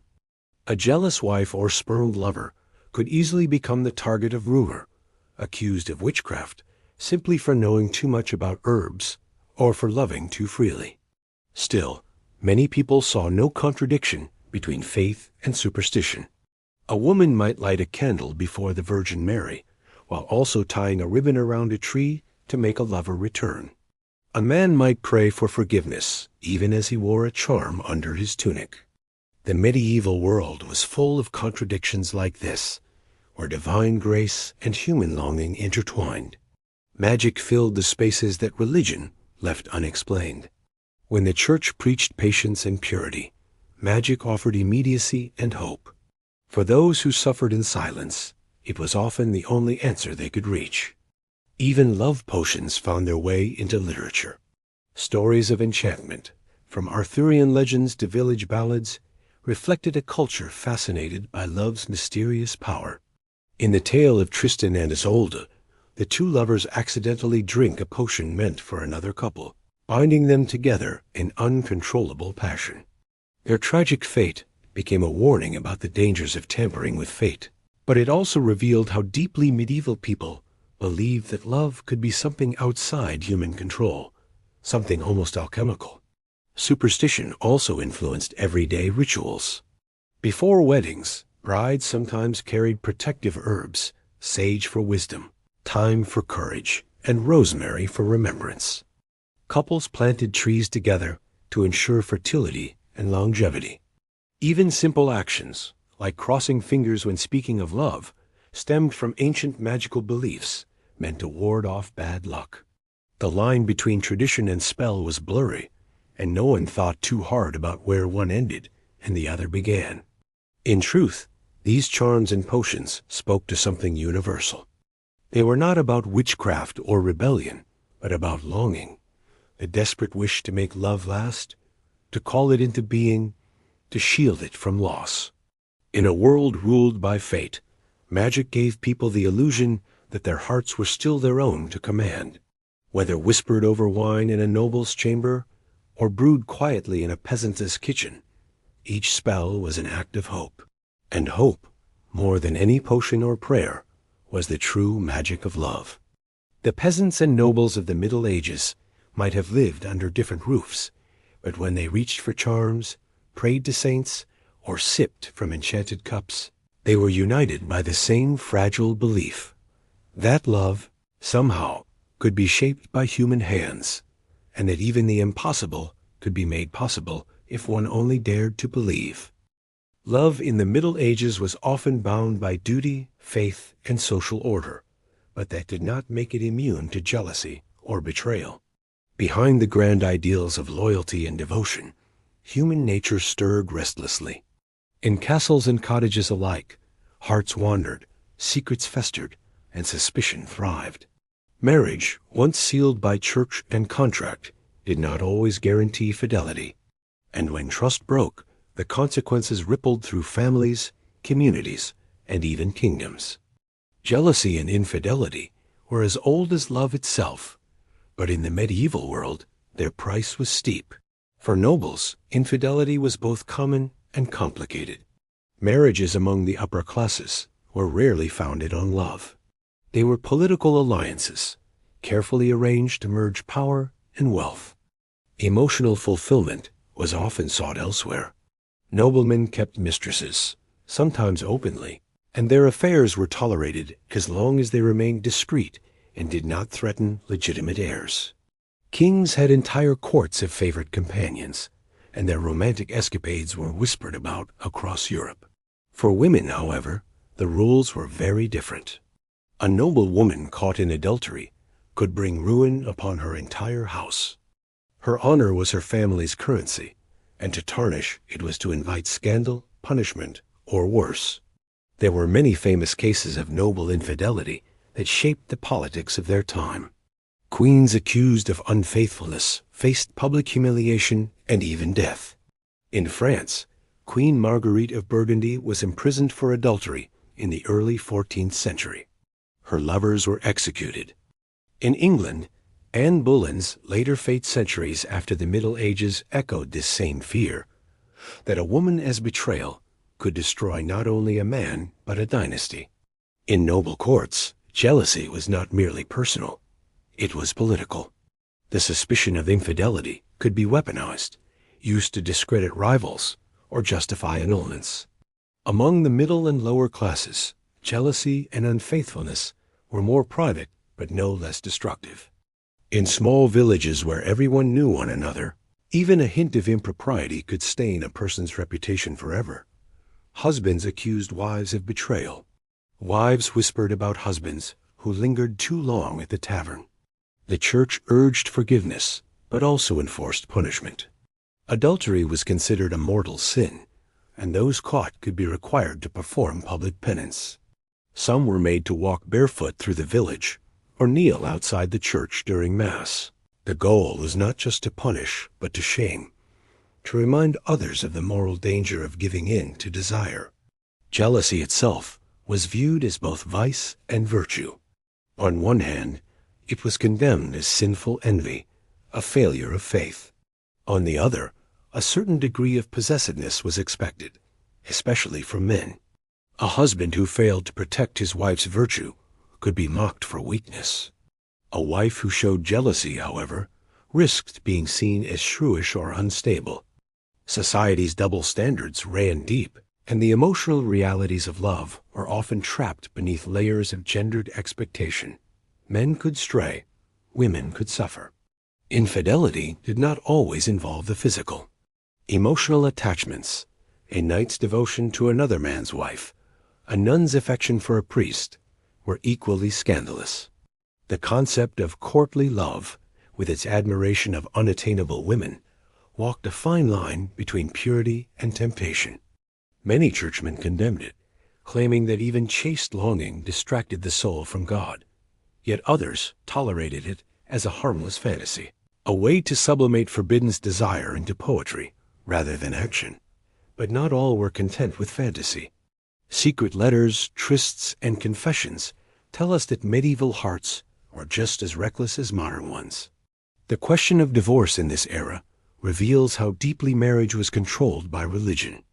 In the eyes of the church, marriage was a sacred and indissoluble bond. Once joined, a couple could not separate except by death, or by proving the marriage had never been valid to begin with. Annulment, not divorce, was the church's only escape clause. To obtain one, you needed to prove that something was wrong at the start. Perhaps one partner had been forced, underage, too closely related, or already married to someone else. Wealthy and powerful families often used annulments to reshape alliances. Kings petitioned the Pope to free them from unwanted wives, while commoners were rarely granted such mercy. For those who could not obtain annulment, separation was the only option. A husband and wife might live apart, usually with the church's reluctant blessing, but they were forbidden to remarry. Women who fled abusive or neglectful husbands often sought refuge in convents, where they could live under vows of chastity. Men who abandoned their wives sometimes faced excommunication. In both cases, society viewed failed marriages as moral failures, a sign that someone somewhere had sinned. Still, human emotions rarely obeyed rules. Love, lust, and jealousy continued to stir beneath the surface.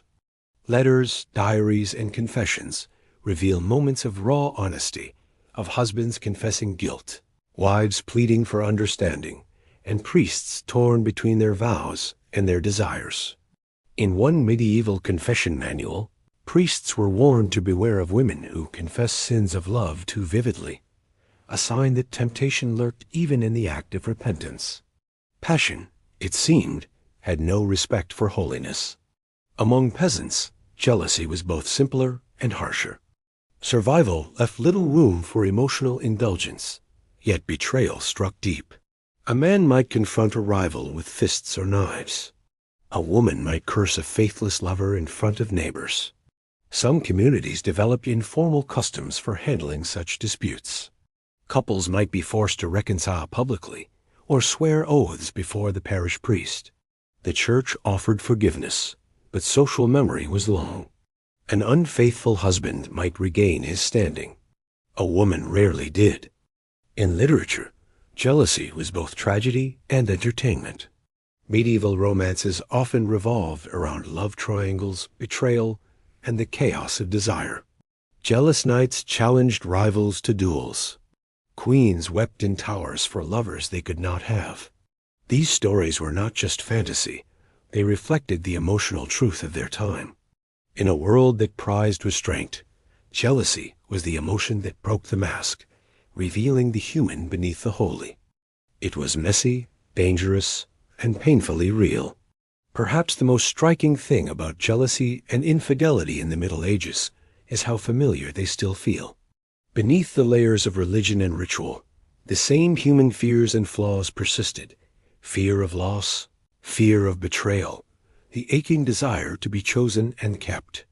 The medieval church could dictate rules, and society could enforce punishment, but no authority could control the mind that wandered or the heart that broke. In the end, love in the Middle Ages was not so different from love today: fragile, flawed, and full of longing. The jealous husband, the betrayed wife, the unfaithful lover, and the heart that forgave anyway, they were all there, living their quiet dramas under the same stars that we still look to for comfort. Their world was harsher, their choices fewer, but their hearts were every bit as restless as ours. The medieval world was constantly in motion. Armies marching across continents, merchants traveling to distant markets, and pilgrims journeying towards sacred shrines. But with every departure came separation, and with every return came change. War and travel shaped not only nations and faith, but also the most intimate bonds between people. Love in such a world was often lived through absence, defined by letters never received and promises made in whispers before dawn. In times when life was uncertain, every parting could be final, and every reunion carried the weight of survival. For noble families, war was a constant reality. Sons were trained from youth to fight for their lords, and husbands often left their estates for years at a time to serve in distant campaigns. The Crusades, a series of holy wars that spanned centuries, tore thousands of families apart.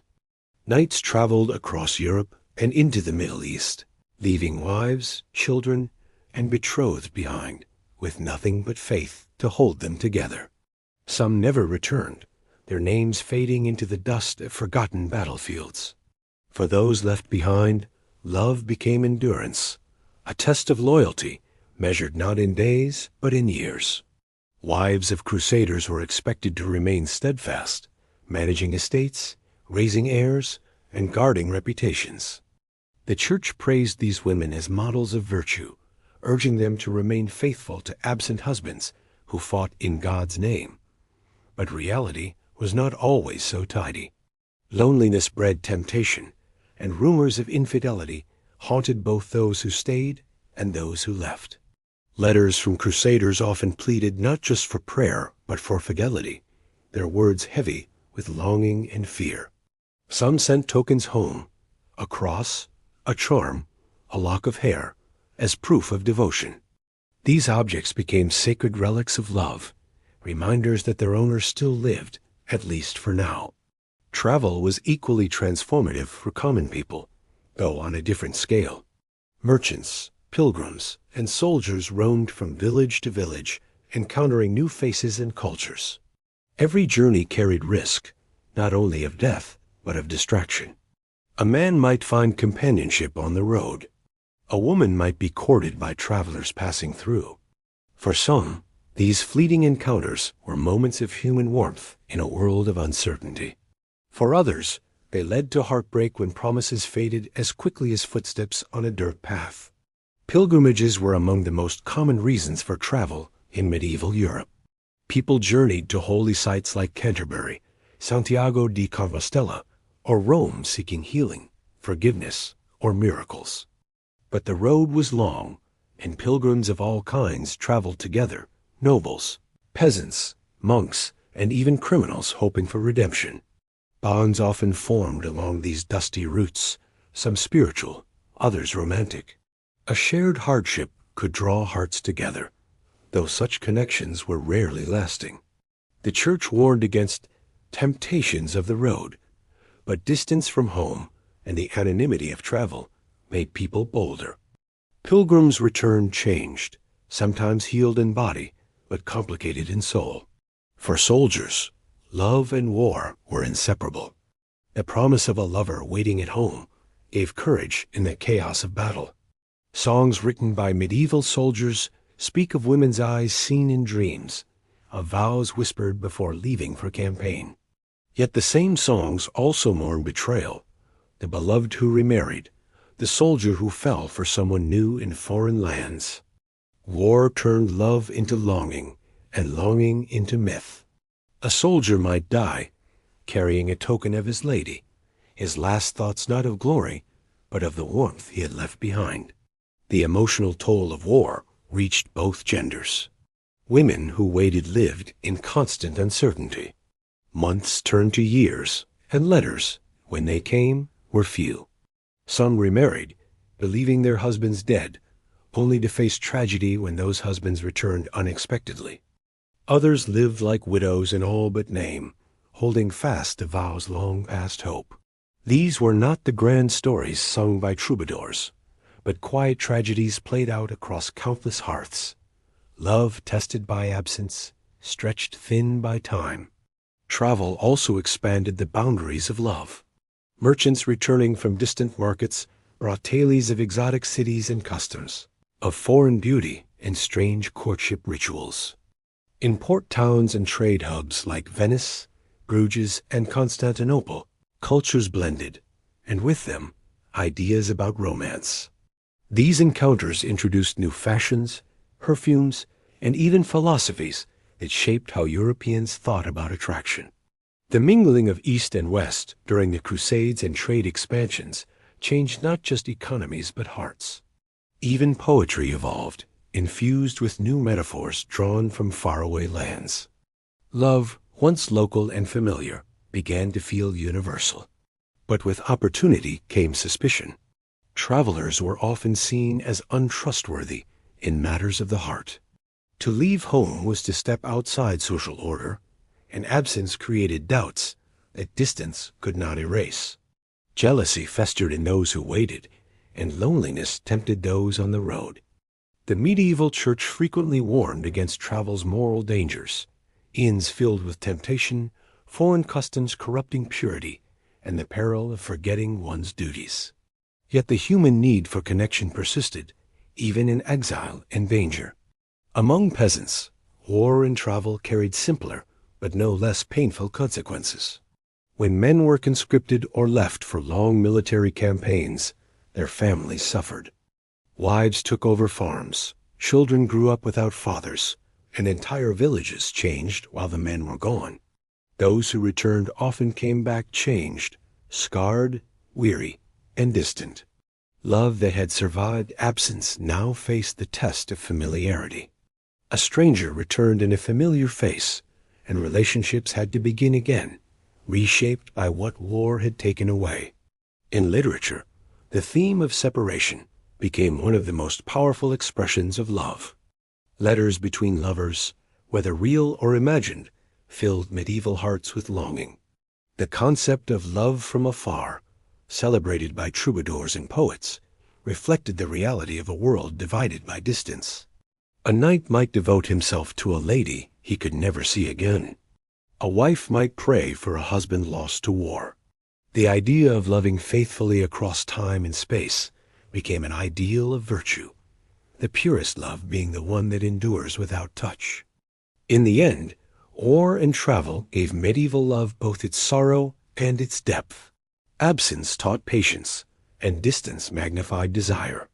Every farewell was an act of faith, faith that love could outlast the miles, the battles, and the years. And though many never reunited, their hope became part of the era's emotional landscape, inspiring songs, poems, and prayers that still echo faintly in our own notions of romantic endurance. Love in the medieval age was not always found in shared moments. Often, it lived in separation. It existed in the waiting, the hoping, the silence between letters, and the prayers whispered for safe return. And when lovers did finally meet again, whether after months or decades, their reunion was more than joy. It was proof that love, even in an age of war and wandering, could survive the long road home. Throughout the Middle Ages, tales of love both blessed and doomed spread across Europe in song, poetry, and whispered legend. These stories, told around firesides and in castle halls, became mirrors for human desire and warning signs for its dangers. They revealed how medieval people dreamed about love, how they feared it, and how they tried to understand its mysterious power. Some of these stories were based on real figures twisted by retelling, while others were pure imagination. But all of them spoke to a truth the medieval heart could not ignore. That love, in all its beauty and sorrow, was stronger than any law, faith, or king. One of the most enduring tales was that of Tristan and Isolde. Their story began with a mistake or perhaps a spell. Tristan, a Cornish knight, was sent to escort the Irish princess Isolde to marry his uncle, King Mark. On their journey, they accidentally drank a love potion meant for her wedding night, binding their hearts together forever. What followed was a tragedy of passion and guilt. Their love defied duty, destroyed loyalty, and ended only in death. To medieval audiences, their story was both warning and wonder, a lesson that love's magic could elevate the soul, but also destroy the world around it. The tale was retold for centuries, changing with each culture, but always carrying the same haunting truth. That love, once kindled, could not be undone by reason. Equally famous was the story of Lancelot and Queen Guinevere, the forbidden romance at the heart of Arthurian legend. Lancelot, the greatest of King Arthur's knights, was torn between his loyalty to his king and his devotion to the queen.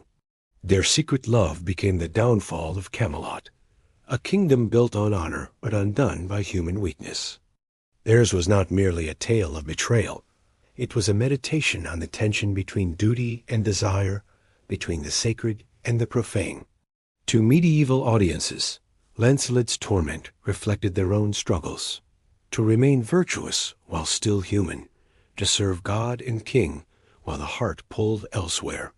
His story taught that love could be both the noblest and the most destructive of all callings.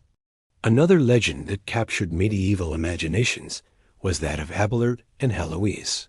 Unlike the fantastical romances of knights and queens, theirs was a real story of intellect, love, and tragedy. Abelard, a philosopher and theologian, fell in love with his brilliant student Heloise in 12th century Paris. Their affair defied social and religious boundaries, resulting in scandal and punishment. Abelard was attacked and mutilated by Heloise's vengeful uncle, and Heloise was forced into a convent. Yet even in separation, their love endured through letters filled with longing, regret, and deep philosophical reflection. Their correspondence survives to this day, a testament to the persistence of love beyond flesh, beyond circumstance, beyond time.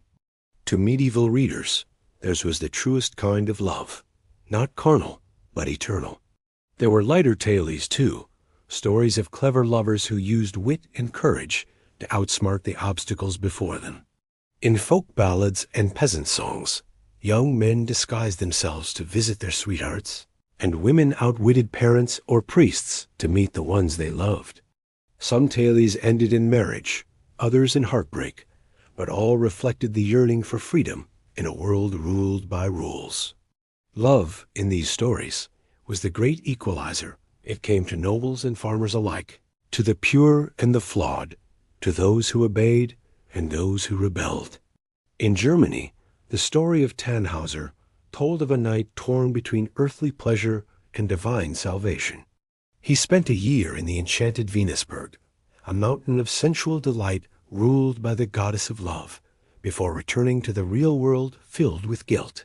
Seeking forgiveness, he went to Rome, but the Pope told him his sins were as impossible to absolve as it would be for a staff to bloom with flowers. When the staff miraculously did blossom, it was too late. Tannhauser had already returned to the mountain, lost forever to temptation. His story was a warning of desire's power to ensnare the soul and the impossibility of separating passion from penance. The legends of medieval lovers were not only tales of romance, but moral lessons dressed in poetry. The Church approved of some stories that praised chastity, devotion, or the endurance of true marriage, but condemned others as dangerous. Yet even priests and monks copied these stories into manuscripts, unable to resist their beauty. Love, whether divine or forbidden, was irresistible. It reflected the mystery of the human condition, that people longed for connection, even when it led to ruin. Poets and troubadours turned these legends into songs that spread across Europe. In France, the courts of Provence became centers of romantic storytelling, where nobles listened to tales of idealized affection. In Italy, poets like Dante and Petrarch elevated love into philosophy, seeing it as a bridge between the human and the divine. Dante's Beatrice and Petrarch's Lara were real women transformed into symbols of spiritual perfection. To love them was not to possess them, but to become better through the act of loving. This idea that love could purify rather than corrupt was one of the greatest legacies of medieval thought. But for all its lofty ideals, medieval love was still deeply human. Beneath the poetry and symbolism were the same emotions that fill hearts today: joy, jealousy, hope, and despair. The lovers of legend, Tristan and Isolde, Lancelot and Guinevere, Abelard and Heloise, may have lived in castles and cloisters, but their stories endure because they mirror truths that never change. They remind us that love, in all its forms, is both fragile and indestructible, a force that builds and breaks with equal power.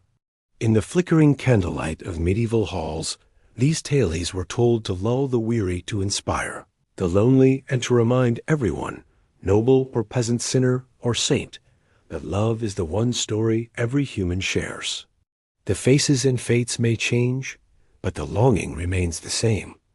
And though centuries have passed, when we hear those old names whispered still, Tristan, Isolde, Guinevere, Heloise, we recognize something familiar. We recognize ourselves. When we look back at the world of medieval love, it feels distant, a place of castles and cloisters, of arranged marriages and forbidden letters, of knights in shining armor and peasants dancing under torchlight. Yet, if we listen closely, beneath the heavy fabric of tradition and faith, we can still hear the heartbeat of something timeless. The people of that age loved as we do, awkwardly, fearfully, bravely. They longed for connection, dreamed of devotion, and suffered the same ache of separation and jealousy that fills modern hearts. The world has changed, but love itself never has. Medieval love was bound by rules, rituals, and the watchful eye of the Church. Every emotion had to fit within the order of faith and class. A noble woman's glance could be a scandal. A peasant's promise could be a sacred vow. Marriage was often duty before affection, and yet people still found ways to carve tenderness into the stone walls of custom. They turned love into art, writing poems, songs, and stories that have outlasted every kingdom that once ruled them. Even when forbidden, love found language, in the soft rustle of silk, the brush of a hand, or the ink of a secret letter. Perhaps what makes medieval love so compelling is that it existed in defiance of everything around it. It survived war, distance, and disapproval. It thrived in whispers and small gestures, in the courage of those who dared to feel deeply in a world that demanded restraint. In that sense, the people of the Middle Ages knew something we often forget, that love, to be real, sometimes requires risk, that it is not always convenient, or safe, or even wise. It is, and always has been, the quiet rebellion of the human heart against everything that tries to control it. There is also a gentleness in their vision of love, a belief that to love someone could make you better. The knights who pledged their loyalty to distant ladies, the poets who worshipped from afar, the peasants who held hands in secret under the moon, they all believed that love was a path towards something higher, a force that could bring nobility to even the humblest soul. Their stories remind us that love is not just passion or desire, but patience, endurance, and respect. It is found not only in grand gestures, but in quiet devotion. Today, when love moves faster and the world is louder, those lessons feel more precious. To love as they did, slowly, deliberately, with intention, is almost radical. To wait, to hope, to hold faith in someone's return, to choose devotion over convenience. These were not just the habits of a bygone world. They were acts of faith in the power of human connection. And so, as we drift from this story and the echoes of its candles fade, remember this: love in every age is both the simplest and the hardest thing we do. The faces change, the language evolves, but the truth remains the same. We fall, we hope, we lose, and we try again. Just as they did 1,000 years ago, when a letter might take months to arrive, and a single glance could mean everything. If you've enjoyed wandering through the world of medieval romance tonight, don't forget to subscribe to History for Sleep. It helps this community grow and keeps these quiet journeys alive for nights when you need a soft voice to carry you into rest. Tell me in the comments what parts of history you like to dream through next, and when you listen, before bed, during a calm walk, or while resting after a long day. Now, as your eyes grow heavy and the noise of the day fades away, let yourself drift back through time. Imagine the slow hum of a medieval village, the distant toll of a church bell, the warmth of a candle flickering against stone. Somewhere in that world, two lovers still find each other, despite everything. And perhaps, as you drift to sleep, you'll feel what they once felt, that love, no matter the century, is the quiet miracle that keeps us all human.